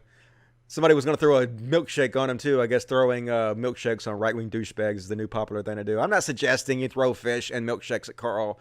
I'm just saying it's funny. Because it is. It's just a joke, right? All jokes are fine, right? If rape jokes are fine, then throwing milkshakes and fish at Carl is fine. That's all I know. 100% fine. Nobody should have a problem with it. If you don't have a problem with rape jokes, you shouldn't have a problem with milkshakes. It's simple as that. And this is what happens when... Oh, yeah, this is funny. This is what happens when alt-right, they have been totally persecuted in many ways unjustly. This is Carl taking up for the alt-right and explaining how, oh my God, the media is so unfair to the alt-right. Here's him with Milo. I'm sure Milo's really helping your campaign out there, Carl. Been totally persecuted. And in many... totally persecuted, even though they went to the alt-right and they screamed Jews will not replace us, and they held tiki torches, and even though they murdered a woman, ran over her, and even though they're completely racist fucking shitheads, they've been unfairly demonized by the media, says Carl Benjamin. If we give them zero platform for what they want, then they'll get really, hang on, right? They'll get really resentful, they'll get really angry. And this is what's happening with the alt-right. They've been totally persecuted, and in many ways unjustly, and now they've got to the point where it's school shootings or, church shootings, whatever it is, or mosque shootings, or nothing, or clown world, Yeah, it's because they are doing school shootings and mosque shootings and killing innocent people because of, in no small part, to the troll culture, the toxic troll culture that you helped to create and still help to foster and create, right? They never want to take responsibility for anything. Always want to blame everybody else. And so to say the platforming doesn't work, I'm sorry. Like, I'm not really all that into the platforming on very narrow occasions. Yes, I'm for it, but overall, I'm not that for it. But to say it doesn't work is just not true. I mean, the deplatforming of people like Richard Spencer has worked brilliantly. He can barely fill 10 seats now, because he's been so heavily deplatformed and demonized. And like Alex Jones, people say, oh, you're just going to make Alex Jones more popular. No. If you look at the numbers Alex Jones gets now compared to the millions and millions he used to get, it's nowhere even close. He's nowhere near getting as many views as he used to. Deplatforming absolutely worked. And to say otherwise is just kind of not looking at the facts in a truthful way. And I was bookmarking this from a video. I think this was the thing I was looking at earlier. Yep, I was looking at this earlier. This is from that woman who, the scientist that compared all the running times between trans women when they were still men and their times after they transitioned to see how they were competing against men versus women, and found out they're basically in the same category. That apparently it doesn't seem like trans women who were on hormone replacement therapy have any kind of major advantage, if any, in sports. Good article if you guys want to check it out. That's from Science Mag. I have it linked on my Twitter account, Cultadusty1. Be sure to check that out. And we're talking about AOC earlier, and man, like, she is such a good candidate. I know people hate her. I know the right hates her guts, but the right hates her guts for good reason, because she is dangerous to them. She's dangerous because she is fucking kicking their ass by being such a terrific fucking person. And first of all, she's jumping on Bernie's idea where we should turn the post office into a bank that provides services to low-income people, which is absolutely a great idea. Instead of letting the executives and the CEOs of these big banking companies make billions and billions of dollars off of us for doing simple banking transactions, we should have something where the money directly goes back to the people, where we're not gouged, and it should be taken over by the post office. The post office do an amazing job of it. I would go be a part of that, absolutely. Instead of having, checking fees and charging me for every fucking thing I do, absolutely go to the fucking post office and handle my shit. Great idea, great use of government that they absolutely should implement. And Cody Johnson had a good thought on it. Cody Johnson making fun of the right-wing take on it. And they're always like, the post office loses money. They started losing money after the GOP made them pre-fund pensions by 75 years. That's true. Most people don't know this. The Republicans literally tried to sabotage the post office because the post office was such a good example of the government taking over things and doing a better job than private industry. So they're like, no, this completely destroys our whole narrative that the government can't do anything right. So they basically passed a law that forced the post office to fund their pensions of their employees up to 75 years in advance, which no company has to do. Because if you do that, you basically bankrupt your company. You have to fund your pensions too heavily, and too much of your money goes into it, and it basically makes the company look like it's insolvent. And that's exactly why they did this. They did this to smear so people can say they're losing money, but they're actually not. They're only losing money because of the way the GOP set it up on purpose to make them look like they're losing money. They're actually an incredibly successful organization who are run very well. People hate the post office. It consistently gets the highest public approval of any federal agency. I base my politics on hating what AOC likes. Yep, that's exactly what you do. None of you guys have any idea what the issues are about. You just hear these buzzwords and these narratives, and you spit them out like the little fucking parrots you are. But you're dim bulbs. No idea what the fuck you're talking about. And here's another example of AOC being not only a great candidate. This is brilliant, her putting this out there, but just a great human being. This is, like, I don't see how anybody can hate her. Like, I don't get how you Republicans and you conservatives hate her so much when she's doing things like this. How can you not think that this is good? And also, you men's rights activists, look how seriously she takes both sides of the issue. Look how much dignity she gives to men and seriously she treats their issues. I'd like to share another unusual, but shouldn't be, part of my office policy with you all. Parental leave. 3 members of our small team are expectant or new parents in the first 6 months of my term. In my office, every new parent receives 3 months paid leave, including dads. A few notes on our approach. Expecting a child has nothing to do with our hiring decisions, and we do everything we can to accommodate. That's supposed to be law, but there are small ways, including self-selection, where it can play a role. We work to be pro-family workplace. A lot of times what you're talking about is these companies, they don't hire women, or they don't hire pregnant women, or women who may get pregnant soon. They're not allowed to do that, but they do that anyway. They just make up excuses not to do that because they don't want to have women go on maternity leave and be out that money. They don't give a fuck about you. They don't give a fuck about your baby. They just want to make money off of you. That's what unfettered capitalism boils down to. You're a dollar sign to them, and the more money they can make off you, the better. And ALC ain't having that shit. Number 2, paid paternal leave applies to all new parents, period. Moms, dads, parents, biological or adopted. If you got a new child, you get 12 weeks to spend adjusting your family to this huge transition. Our 12-week parental leave is up to the parent on how they want to use that time. They don't have to take all 12 weeks at once. For example, they can take 5 weeks off and work 2 days a week to transition in, bank 3 weeks for later in the year. I want to reiterate how important it is to give dads full paternal leave. I strongly encourage them to take the full time. I've heard the normal paternity leave is 2 weeks. That is not okay. As my partner says, what do employers expect those new moms to do? Walk it off? And here's once again where she's talking about the father. She takes the father's just as seriously. She wants to let you know that she's concerned about their issues. And so all the men's rights activists who hate her for no reason, how do you hate this woman? She's going to bat for you, just like she goes for the woman, right? Equal pay at work is about so much more than salary you offer. If you give dads less paid parental leave than moms, you're contributing to the pay gap. If you see pregnancy or family as a workplace obstacle, you're contributing to the pay gap. We make an effort to make our office family-friendly. We talk about what playmats plus cribs we need along with our legislative agenda. My personal office can be used for pumping feeding. Staff can bring their babies to work if they like, and we are working to prepare to have them. Additionally, paying a living minimum wage to our most junior staffers means they are talented plus capable, no second job to take over big-time situations, meaning senior staffers are confident enough in them to take parental leave and not feel like everything will fall apart. This convo is bigger than parental leave. It's a larger conversation about how modern work has grown so hostile to family life. It doesn't have to be that way. Work plus family can go together, but we have to break down the barriers that force people to choose between them. I mean, what a fucking awesome statement to make, right?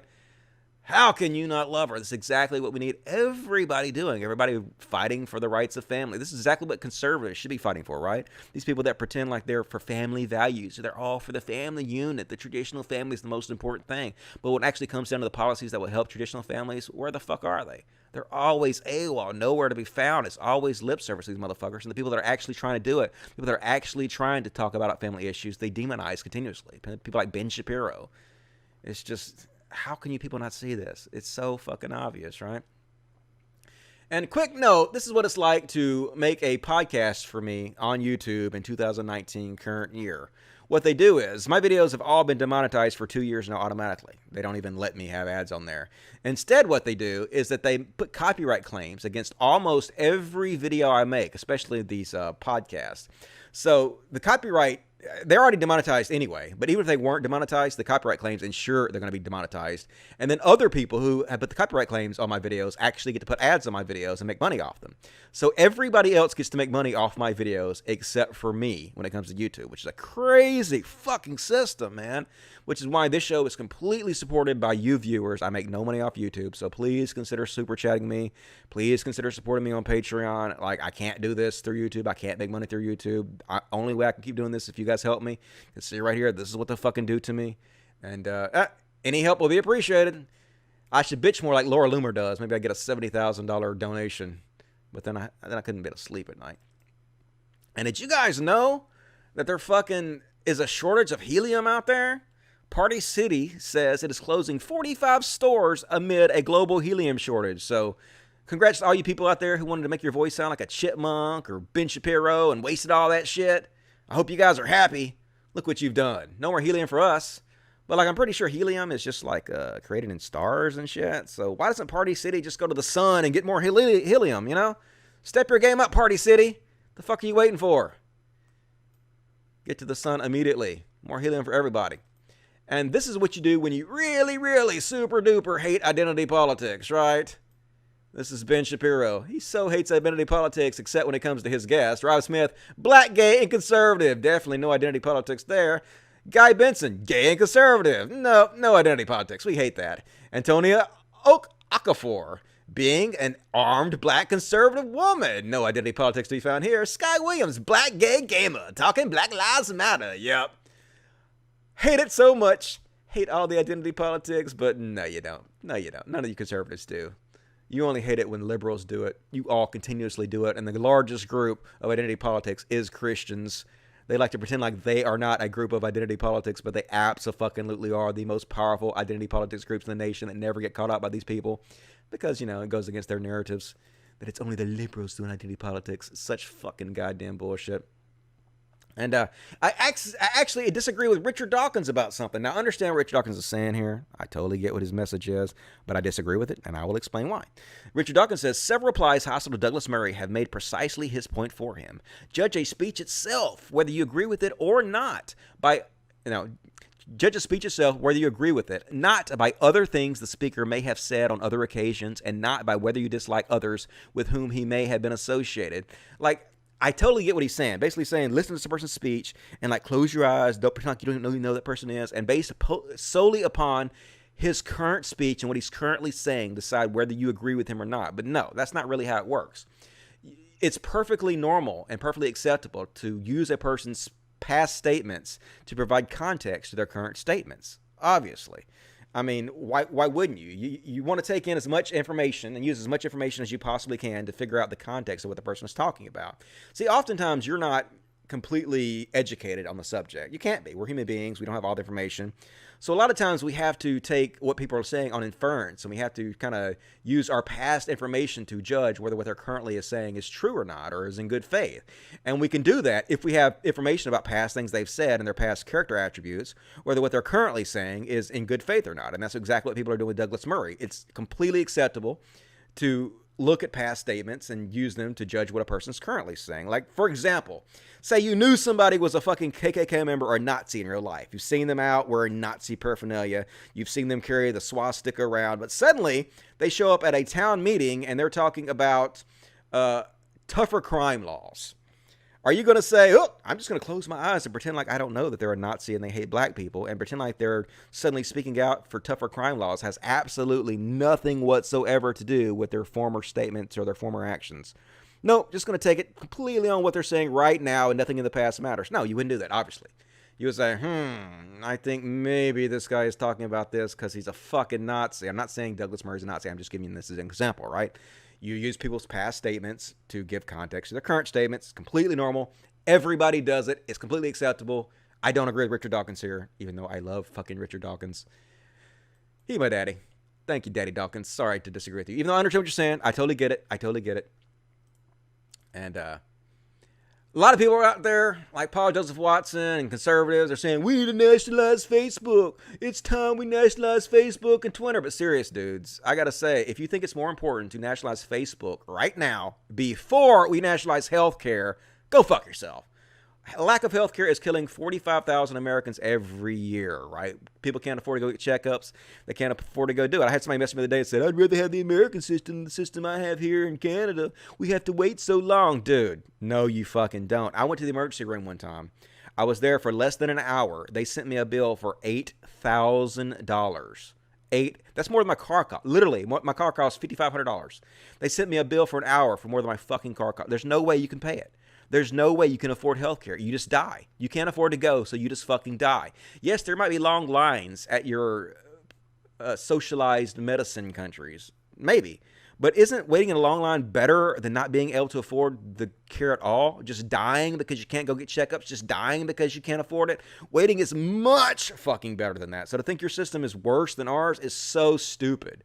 You have no idea what the fuck you're talking about. Like my dad literally could not afford to go to the doctor and get regular checkups, and his heart exploded in his chest when he was 54 years old. That's what it's like here.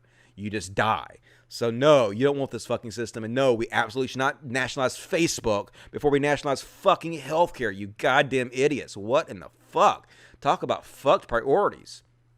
And apparently last week's show, I missed a $20 super chat, and I didn't answer it, and I feel bad about that, so I'm going to go back through and answer this question now. I was asked, do you think that if we are living in a, do you think that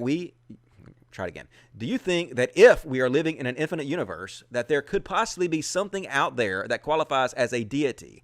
Also, what do you think about the simulation theory? Okay, this is a topic I've talked about quite a bit. It's one of my favorite theories.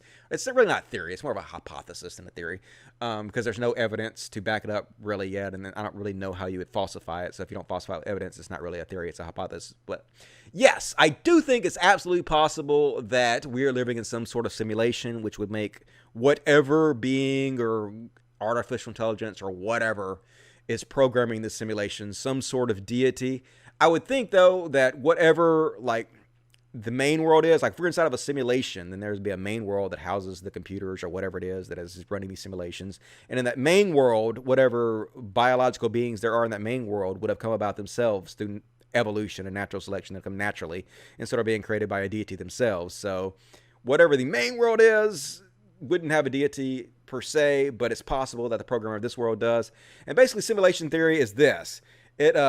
It's based off a few very basic assumptions that seem incredibly logical to me. I don't have any evidence for them, but I play video games. And so I can imagine this. I can imagine that it's possible that there could be in the future a civilization of human beings. And it doesn't even have to be a civilization of human beings. It could be a civilization of aliens. It could be a civilization of artificial intelligence. It could be anything. But that have the ability to simulate worlds such as this. And if you played video games, you know how good they're getting at simulating worlds. And it wouldn't even have to be the entire universe they simulate. It would just have to be like, it could just simply be like my character and just the stuff I'm seeing. Like if you play a video game, you know that it doesn't render out the entire universe in the video game all at once. All it does is render out whatever you're seeing through your character's eyes. So like if I'm looking this way, and I'm seeing the game world out in front of me, it's not rendering out the game behind me because I'm not looking at it. It only renders out what you're seeing. So a simulation wouldn't necessarily have to render the whole universe as a whole. It won't have to render out what your character's seeing and the small area your character's seeing. So it wouldn't really take that much computational power to render out small simulations such as this one. So the assumptions are this. Do you believe it's possible or even probable that someday a technologically advanced society of humans or even aliens on another planet, doesn't even have to be humans at all, will reach the level of technology where they can simulate worlds such as this one, even on a small degree, like just your own personal location? Yes, it seems very probable that our human society will be able to create simulations such as this someday. And even if it's not our society, it could be a race of aliens, or it could be some artificial intelligence we created. Very probable. Okay, so the second assumption is, well, if they do that one time, if they're capable of simulating worlds one time, then most likely they would do that more than once. So why would they only have one simulation? Obviously, they'd be simulating different types of scenarios and different types of worlds. So they would have many different simulations. So for every main world there would be these computers running an uncalculable number of sub-simulations like this. So for every one main world there are lots and lots of simulated worlds, which means mathematically it is more likely that you are in one of the simulated worlds than you are in one of the main worlds, because there are many more of them than there are main worlds. So by logic, obviously, you're more likely to be in one of the many worlds. All those assumptions sound very logical to me, which makes it seem like we could very well be living in a simulation, or maybe even my little world here is a simulation. I have no idea. But I have no way to falsify this. I have no evidence this is true, so it's not something I believe. It's just something I think is possible, something I think, based on the assumptions, is probable. But since I can't falsify it or have any evidence to prove it, I don't believe it. I just think it's cool to talk about. Something cool to think about. One of those cool thought experiments. So thank you for that question. Sorry I missed your super chat last week. I will try better not to miss the super chats. And this is a funny Bionic Dance posted. And this basically says all you need to know about the Christian argument. So this is the video they put up. 11 questions that atheists cannot answer. Comments are disabled for this video. Wonder why we can't answer those questions. What are you afraid of? Are you afraid maybe we will answer the questions? Because I guarantee you I can answer all those fucking questions. And I guarantee it won't be hard. I guarantee I can make a video making fun of you about this. And there's a good reason you disable contents, because you're scared of shit. You guys have got your ass whooped by atheists for so fucking long. The only reason that Christianity started making a comeback is because the skeptic community and the atheist community took its eyes off the prize and started doing nothing but attacking SJWs, everything like they were the biggest threats on the planet, instead of attacking Christianity like we've always done. And so Christians have basically redoubled their efforts and become popular again. But it's only because we dropped the ball. It's not because you guys have any great arguments or anything. You're still pathetic. Pathetic and easily destroyed. And let's check the super chats. Super chats. Thank you for not being afraid to speak your mind. Twitter man 287. No problem, man. I do what I have to do. Do what I can do. I don't think I'm doing much, but I do appreciate the support. Very, very kind.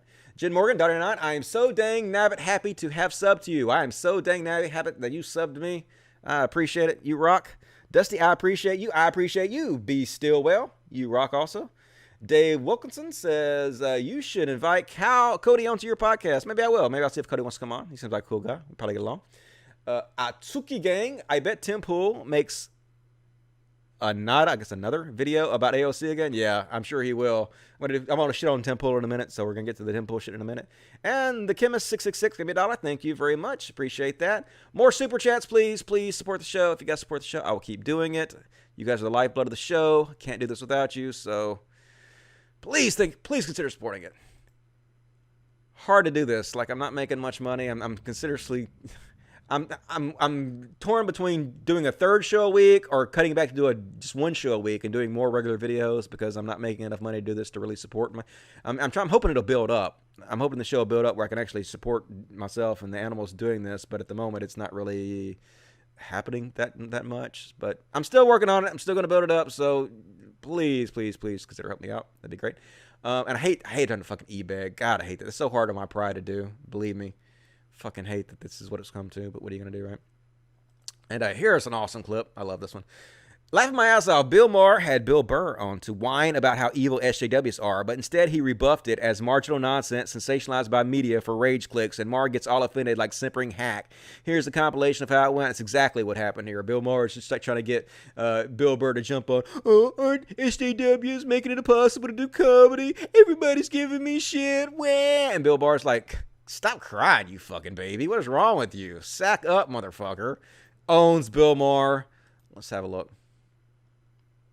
And you know, I've always enjoyed you. I think you're a great comic. But I thought tonight maybe we would like sort of share a cry together because I think we have something in common, which is that we think political correctness may be ruining comedy, or at least threatening it.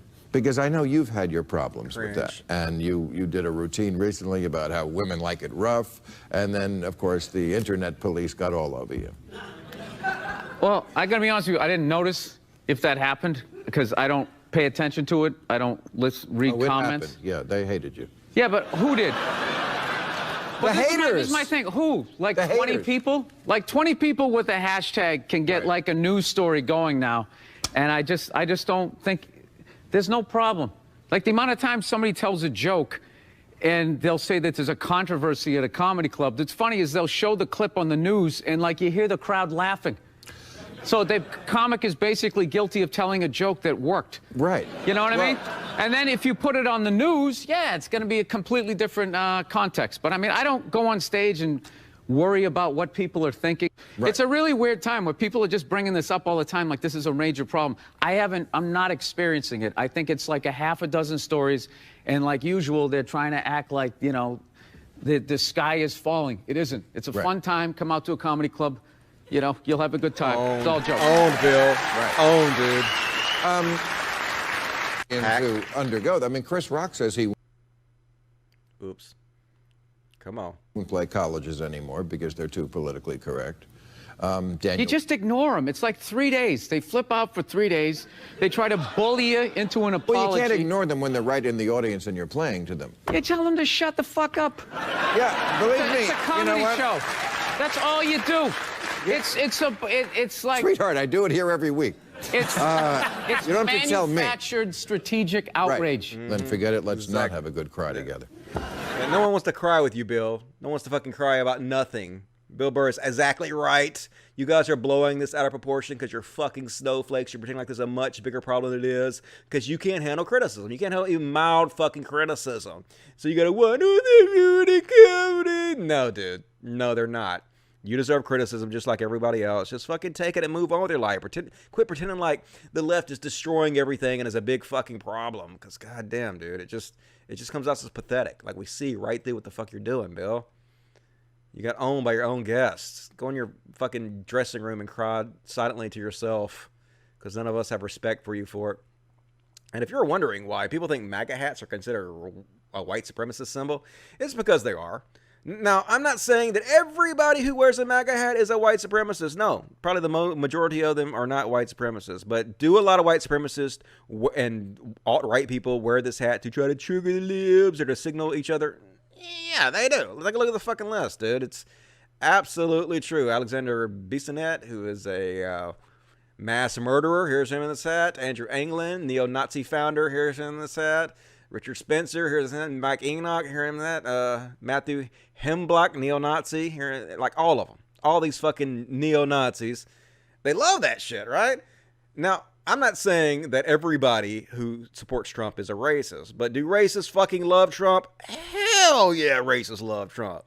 And people are like, the Southern strategy was fake, man. All these racists are not conservative. Yeah, they are. All these racists are conservative. Like, where are all these fucking racists being Bernie Sanders? Like, well, I guess that's a bad...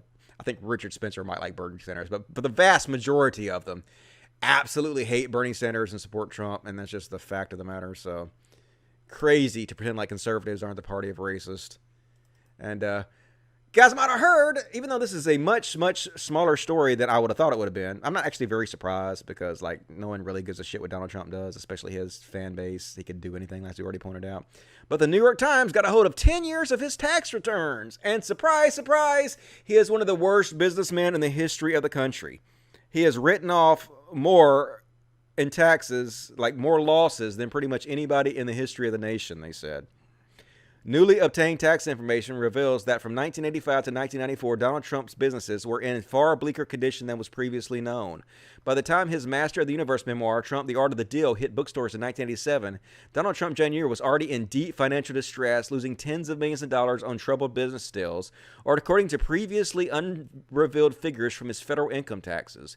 Mr. Trump was propelled to presidency in part by a self-spun narrative of business success and of setbacks triumphantly overcome. He has attributed his first run of reversals and bankruptcies to the recession that took hold in 1990, but 10 years of tax information obtained by the New York Times paints a different, far bleaker pictures of his deals-making abilities and financial condition. So basically, yeah, in 1985, he reported losses of $46 million. They continue to lose money every year, totaling $1.17 billion in losses for the decade. One of the biggest fucking losers in history. So even his namesake, even his like big campaign promise that he's a businessman and we should have a businessman running the business of the United States because that'll make us like all of it was a fucking lie. Everything about this dude is a con and a lie. Everything. But his fans don't fucking matter. It does not matter to them whatsoever. And none of this is surprising to anybody if you've been paying attention. None of this is surprising that a guy who can barely form a sentence, he can barely string a sentence together, is a liar and a con man who is not really very good at business. But he actually responded to this, and his response was, hey, I was just committing tax fraud. There's lots of fucking loopholes that let you commit tax fraud, and I did it all to make it look like I was losing shitloads of money, but I was actually making tons of money. I'm rich and successful. I was just lying on my taxes. That was basically the gist of his argument. And his fans were like, yep, sounds right to me. You're a genius, Trump, for defrauding the government, not paying your taxes. We love you. This is exactly the type of person that should be president of the United States. Hard to fucking believe this is real life, folks. Holy shit, goddammit. But, Elijah has a good point, though. I like this. Can every rapper please stop saying they're going to take our wives in songs? Please, thanks. Yeah, it's always like, how are you going to take our wives or girlfriends? It just seems really insecure that you always think that you guys got to take our wives and girlfriends. I tell you what, man, if you guys can take my girlfriend, please do. You'd be doing me a favor. I always say that, man. If, like, I've been good to a girl and you could walk up on her being a rapper and you'd be like, hey, baby, come suck my dick. And she comes sucks your dick. You did me a fucking favor, dude. Please take that girl. I will go find me a more loyal girl. I definitely ain't worried about you taking my girl. So please do me that favor. But it just seems like you're just insecure and have to continuously brag about yourself. So yeah, cut that out, right? Doesn't make you look good to me, in my opinion. Kind of sick of it. And let's see. Oh yeah, marriage material. Once about marriage material, this is like serious marriage material, about as serious as it gets. Come on here, let me go. Yeah. I don't care who caught the bouquet. I just know that I want to marry this one right here because she is mom material if I ever saw one. Don't take your eyes off her. Don't take your eyes off her. Here we go. Play, bitch. Play. Boom! Just drops the baby. I guess it's a little kid now that I look at it. I didn't notice this before, but it's apparently a little kid. It's okay, never mind. I'm not going to marry this chick. I did not notice that this was a child before, so when I said that this was marriage material, I take that back. I am not being all pedo. My bad. I thought she was just short, but now looking, it's clearly a child holding another child, and then dropping the child because it's okay. So it's like, oops, my bad. No, don't do that. No, don't let this child hold your child anymore. That's a bad idea. Definitely not going to marry that kid. If I was going to marry a kid, it wouldn't be that one. I can guarantee you that. And, oh, yeah, Turning Point USA, you guys know what that is? That's Charlie Kirk and Candace Owens. It's their big organization of conservatives. And, you know, they're definitely not racist, though. I can guarantee you. They're not racist. Except for this viral video where the leader of the Las Vegas chapter of Turning Points is seen here. And let's see this definitely not racist person being definitely not racist. Come on, Twitter. You can do it. Come on. Come on. You can do it. Hello. I love these guys. Dude, we're going to rule the country. Right, pause for a second. Let me make it big, and then I'll show you. So this is the guy right here, this little chunky monkey, doughboy. And this is the super cool friends he's hanging out with, doing the white power sign. It's definitely not a white power sign, people, though. No, it's definitely not a racist sign. This just means okay. And anybody that thinks for 1 second that racists are doing this sign, you're the ones who are stupid. You're the ones who don't get it, right? No, I get it just fine. Thank you. I love these guys. Dude, we're gonna rule the country. White power. White fuck power. The niggers. Yeah. Fuck the Fuck them niggers. all. Fuck them all. That's right. Yep. Did you guys catch that? Did you guys catch that? The guy from Turning Point USA, White Power, and his friend saying "fuck the N-words," and then both saying, "Let's try it again." I love these guys. Dude, we're gonna rule the country. White power. White fuck power. The niggers. Yeah. Fuck the Fuck them niggers. all. Fuck them all. That's right. They're just joking, though, guys. They're just all jokes, man. Don't you understand how funny this is? Don't you understand how racist jokes and rape jokes are just fucking hilarious? It's you who have the problem. You authoritarians that don't think we should be able to joke about things like white power and effing the black people while we do the white power sign and flipping everything off. Yay! Anyway, this is Turning Points USA. They actually, I guess, they fired this guy afterwards, but still... There's a reason you're attracting these type of people. There's a reason these people keep doing the okay sign, and it's because they're racist shitheads. And they love what you guys are saying. So keep it up. Keep attracting these people. You guys are awesome, aren't you? And this one's from Robert Reed. If you want to know what happiness and freedom looks like, then here you go. And this is totally me, dude. This is like how I'm going to... This is not only how I'm going to be when I'm old, because I'm already old. This is how I already fucking am, man. Like in Denver, this is how I was. Wear my little suits and run around and just dance everywhere and be fucking happy. This guy's like my spirit animal. Come on, you can do it. There we go. Boom. Come on. I guess he hears some music. He's like, yeah, I'm going to dance along with you. This guy getting it. Look at him getting it. You get it, go. Yeah. I'm a better dancer than that, I think. But still, I applaud the effort. He getting into it. He like ain't playing around. Yeah, get it, boy. Just out here living his best life. I applaud you, sir. Keep that shit up. You being awesome. Love that, dude. And, you guys remember back in the day when Jordan Peterson used to be a gangster from the 1920s? You remember that? Well, let's watch this clip and listen to what the fuck he's saying. And holy shit, what the fuck is this guy talking about? Seriously. Could you They'll be be more the cringe? ones fathering your grandchildren. All right, let's have a listen. The more aggressive, psychopathic boys, they simply don't care. So they'll be the ones fathering your grandchildren in the future. If tomorrow's woman can find a man to sleep with at all, that'll keep the testosterone flowing. Like, God, this guy's so fucking psycho. Like, can you believe this guy was recently giving one of the biggest talks in history about happiness? One of the most miserable looking motherfuckers I've ever seen, and I don't know what this look was. I guess he was just trying something, and it did not work. Never do this again, Jordan. He finally actually found a stylist where he's looking a little bit better these days, but no, that was not a good look for you at all. And Some of you may know that I used to be a professional gamer. Like, I did porn for a while. I didn't do porn. That's not true. I ran porn websites for a while. That's how I made my first living when I was 18 and 19. I started some of the first pay porn websites on the internet and did quite well with that. And then I was a Christian, so I felt all guilty for it. I was like, I can't do this anymore. I'm going to go to hell if I keep running these porn sites. So I literally didn't even sell my porn sites. I shut them down, even though they were worth millions of dollars. I literally shut my porn sites that were worth millions of dollars down because I felt guilty about it as a Christian. I thought, well, God provided this money for me. He will obviously provide some other opportunity for me, so I don't have to really worry about it because I'm God's special chosen person. So I can just give this millions of dollars away and just give it up, and I'll be fine. Apparently, God had another choice in mind because that didn't happen. But anyway, so I was a professional gamer for a little while, and when I say professional gamer, I make it sound much more cool than it is. I actually played, competitively, I played a game called Tribes, which is like a first-person shooter. It's one of the first-person shooters a lot of these games got their style from these days. It was like a forerunner of a lot of this shit. And I played competitively in a tribe that was called the Zulu tribe. I didn't make money doing that, but I did play professionally. But I actually did make money playing games.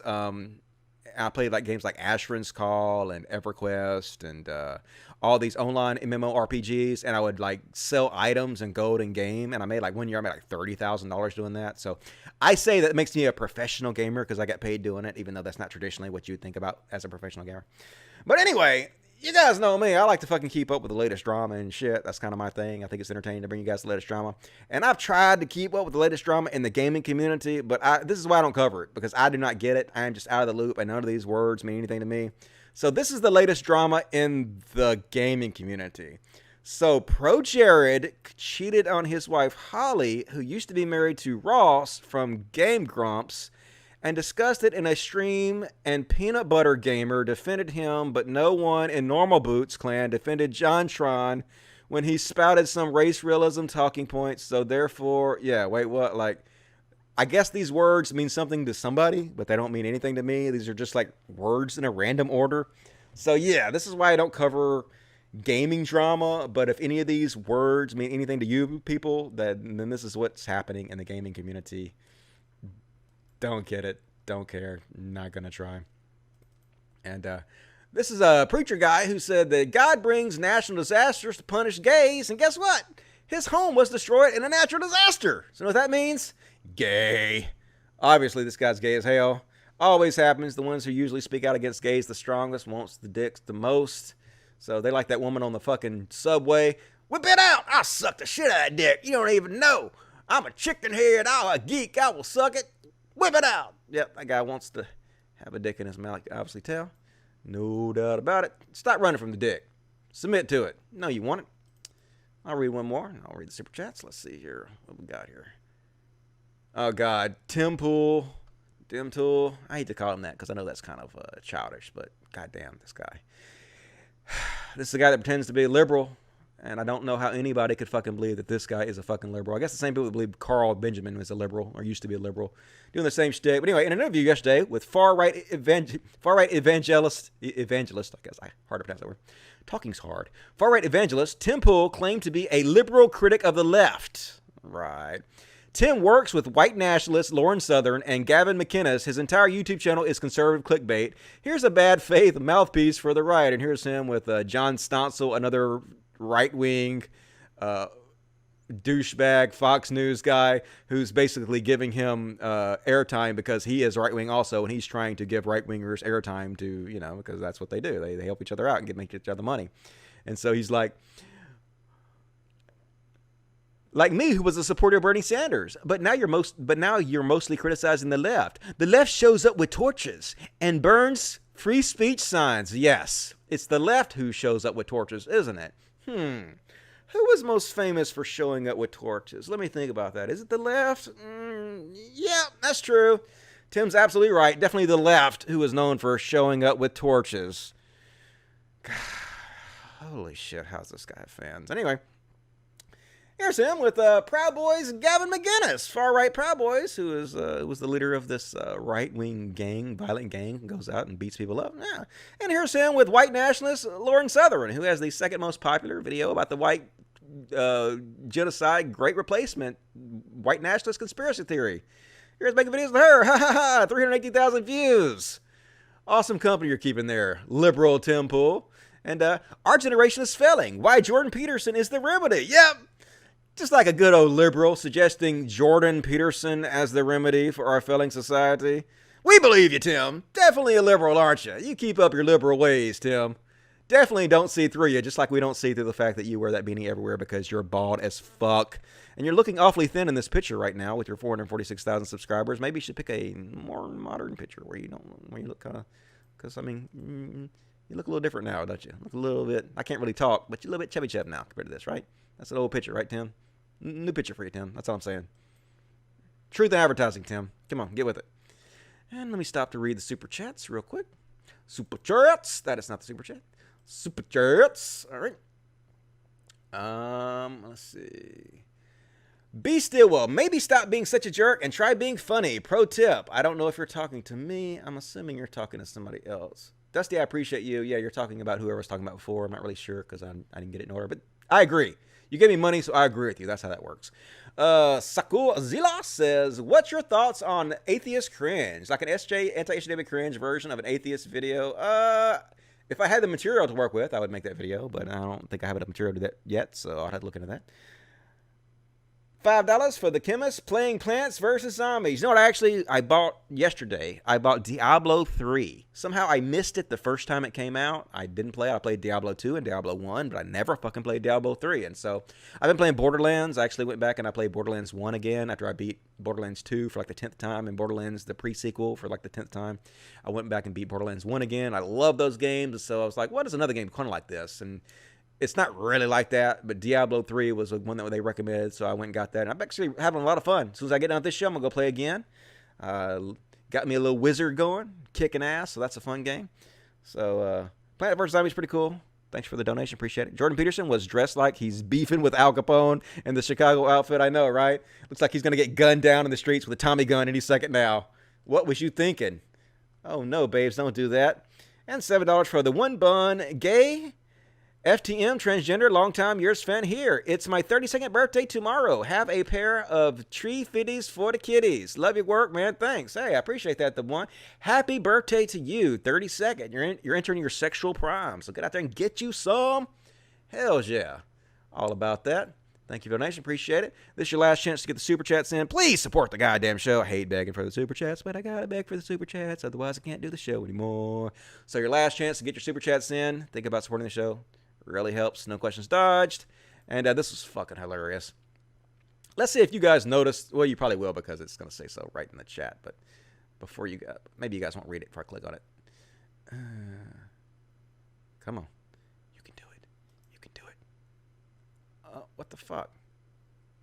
This is just a picture of the video, not the video. Okay, here's the video maybe. Is this the video? Yeah, okay. Let's watch the video instead of the picture.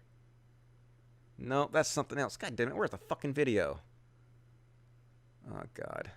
Fuck. Anyway, what was hilarious, he's talking about socialism and how the Democrats are promising everybody everything and everything's for free. It's not free. It's buying votes if you look at it. And the funny thing is, this guy's eating 10 eggs. I counted them. There's 10 fucking eggs on this guy's plate. What are you doing, dude? Are you trying to have a heart attack eating 10 eggs? Goddamn on Fox News? That's some crazy ass shit, yo. Where is that video? I wanted to show you how stupid this motherfucker was and what he said. Fail. Dusty failed miserably because you're stupid as shit. Should have done better before you got on air. Oh, well. You guys get the gist of it. Ignorant, dumb shit, talking about buying votes. You know, like the corporations who give huge donations to all these conservative politicians. Not just conservative, but primarily conservative politicians. Aren't actually buying the votes, the people that actually matter. The congressmen who vote on the bills and stuff that affects all our lives, they're the ones really buying the fucking votes. I think socialism or Democrats are buying votes are just fucking stupid as shit, right? And more Tim Blake. I like Tim Blake. You guys know Tim Blake? He's one of my co-hosts on the Gotcha Boys. We were doing the fucking Gotcha Boys for a little while. Cool dude from New Zealand. And, oh yeah, this is hilarious. This is the largest free paper in the world, actually.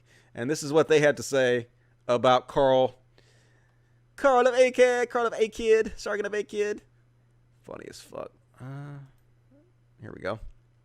Largest free paper in the world. First, they're fawning over the Lou Royal baby. Welcome to the club, Harry. And then, police probe vow UKIPper rape threat. Sick video made MP burst out crying in the street.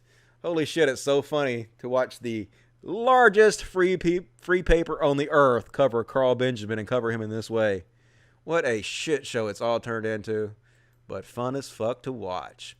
And did you guys know that calling out racism is the real racism? You guys might remember that I shared this video where these two guys, I guess it's in Germany, this Asian vlogger was just filming, and these two guys ran up, started doing the slant eyes to make fun of her. And people were like, yeah, dude, what the fuck? Who does that? That's racist as fuck. Well, didn't you know? And here we go. For me, it's not racist. It was actually funny as fuck. To leftists and liberals, it's racist. Fuck liberals. They make the world racist. Yep. It's us calling out the fact that this is racist, that it's actually racist. See, this is not racist at all. This is funny. And you seeing it as racist is actually the racism. It's us that are the problem, not them. No, motherfucker, that is racist as fuck. You guys are ignorant as shit. Don't be that way. You are an example everybody should make. We should make an example out of you, so you fucking are an example for everybody not to behave that way. Did you guys know that Dave Rubin looks exactly like the Joker, but not the cool Joker? Not the cool Jokers from the new movies, but the lame-ass old Joker. Like, what the fuck is wrong with his face, dude? Did he have plastic surgery? Like, how is this even happening here? It's like, where did they get a load of me? I don't want to get a load of you, dude. Wish we could stop getting a load of you. I guess I could quit covering you. I guess I'm kind of a hypocrite. And the last story of the night, we're already 3 hours exactly in. Timed it fucking perfectly. You go, Dusty. And never forget. We won't forget Divine. I believe that's Divine. You go, girl. You did right. You saw that he was a piece of shit for the rest of us and making face at him. And awesome. This should go into the archives. This should go into like the National Archives. One of the most important pictures ever taken. Snarling at this fucking dickhead. She knew it before all of us. Love you, girl. Appreciate you. And let's see if we have any snap super chats before we finish up here. Let's see. For Paper Towels Computers, $5 on computer. Thank you very much. That is very, very generous of you. B. Stillwell, another $2. Thank you very much. Do you want isolations for left versus alt-right? Do I want isolationism? I don't think that they need to be platformed everywhere, so I don't have a problem. Like, they can have their own platforms. I don't believe that I have to have an alt-right person on my show. I don't believe I have to give them my platform to research what they say and to make fun of them with what they say and to call them out. So if that's isolationism, then sure, I'm all for that. Why not? They don't have to have my megaphone. If I'm standing on the street corner and I'm using my megaphone to scream at people, and somebody who is a racist asshole walks up and starts screaming next to me, I do not have to hand them my megaphone to scream at people. I don't have to fucking platform them. They have their own platform. They're completely fine. And me not platforming them doesn't impede upon their free speech whatsoever. So that's my opinion on that. For $4.99 for Hones Buckler. First time I laughed for a burned down house. Hooray! Yep. Schadenfreude. That's where you get pleasure out of other people's pain and misery. And I usually don't like to do Schadenfreude, but occasionally it's fun as fuck, isn't it? All right. Well, that's it. That is all the super chats. I definitely appreciate it. You guys are awesome to me as always. Love you guys. If you want to support the show, please consider supporting my Patreon. See if you might support the Patreon when the show is going on. There'll be a link on it. I haven't done it yet, but I would do it. Still at 320. There'll be a link on it in the description of the video as soon as this is up. And as always, if you guys will please go leave nice comments on the video when it's up. It'll be up in about 10 minutes after the show ends. And maybe leave a thumbs up. Like would be great. And if you like the show, please consider sharing the show with people. I think I'm putting out a pretty good podcast, a pretty unique podcast. I don't think very many people are doing what I'm doing, picking out 50 different topics and doing a very rapid, fast-paced podcast that's covering the anti-HW movement and the conservatives like I'm doing.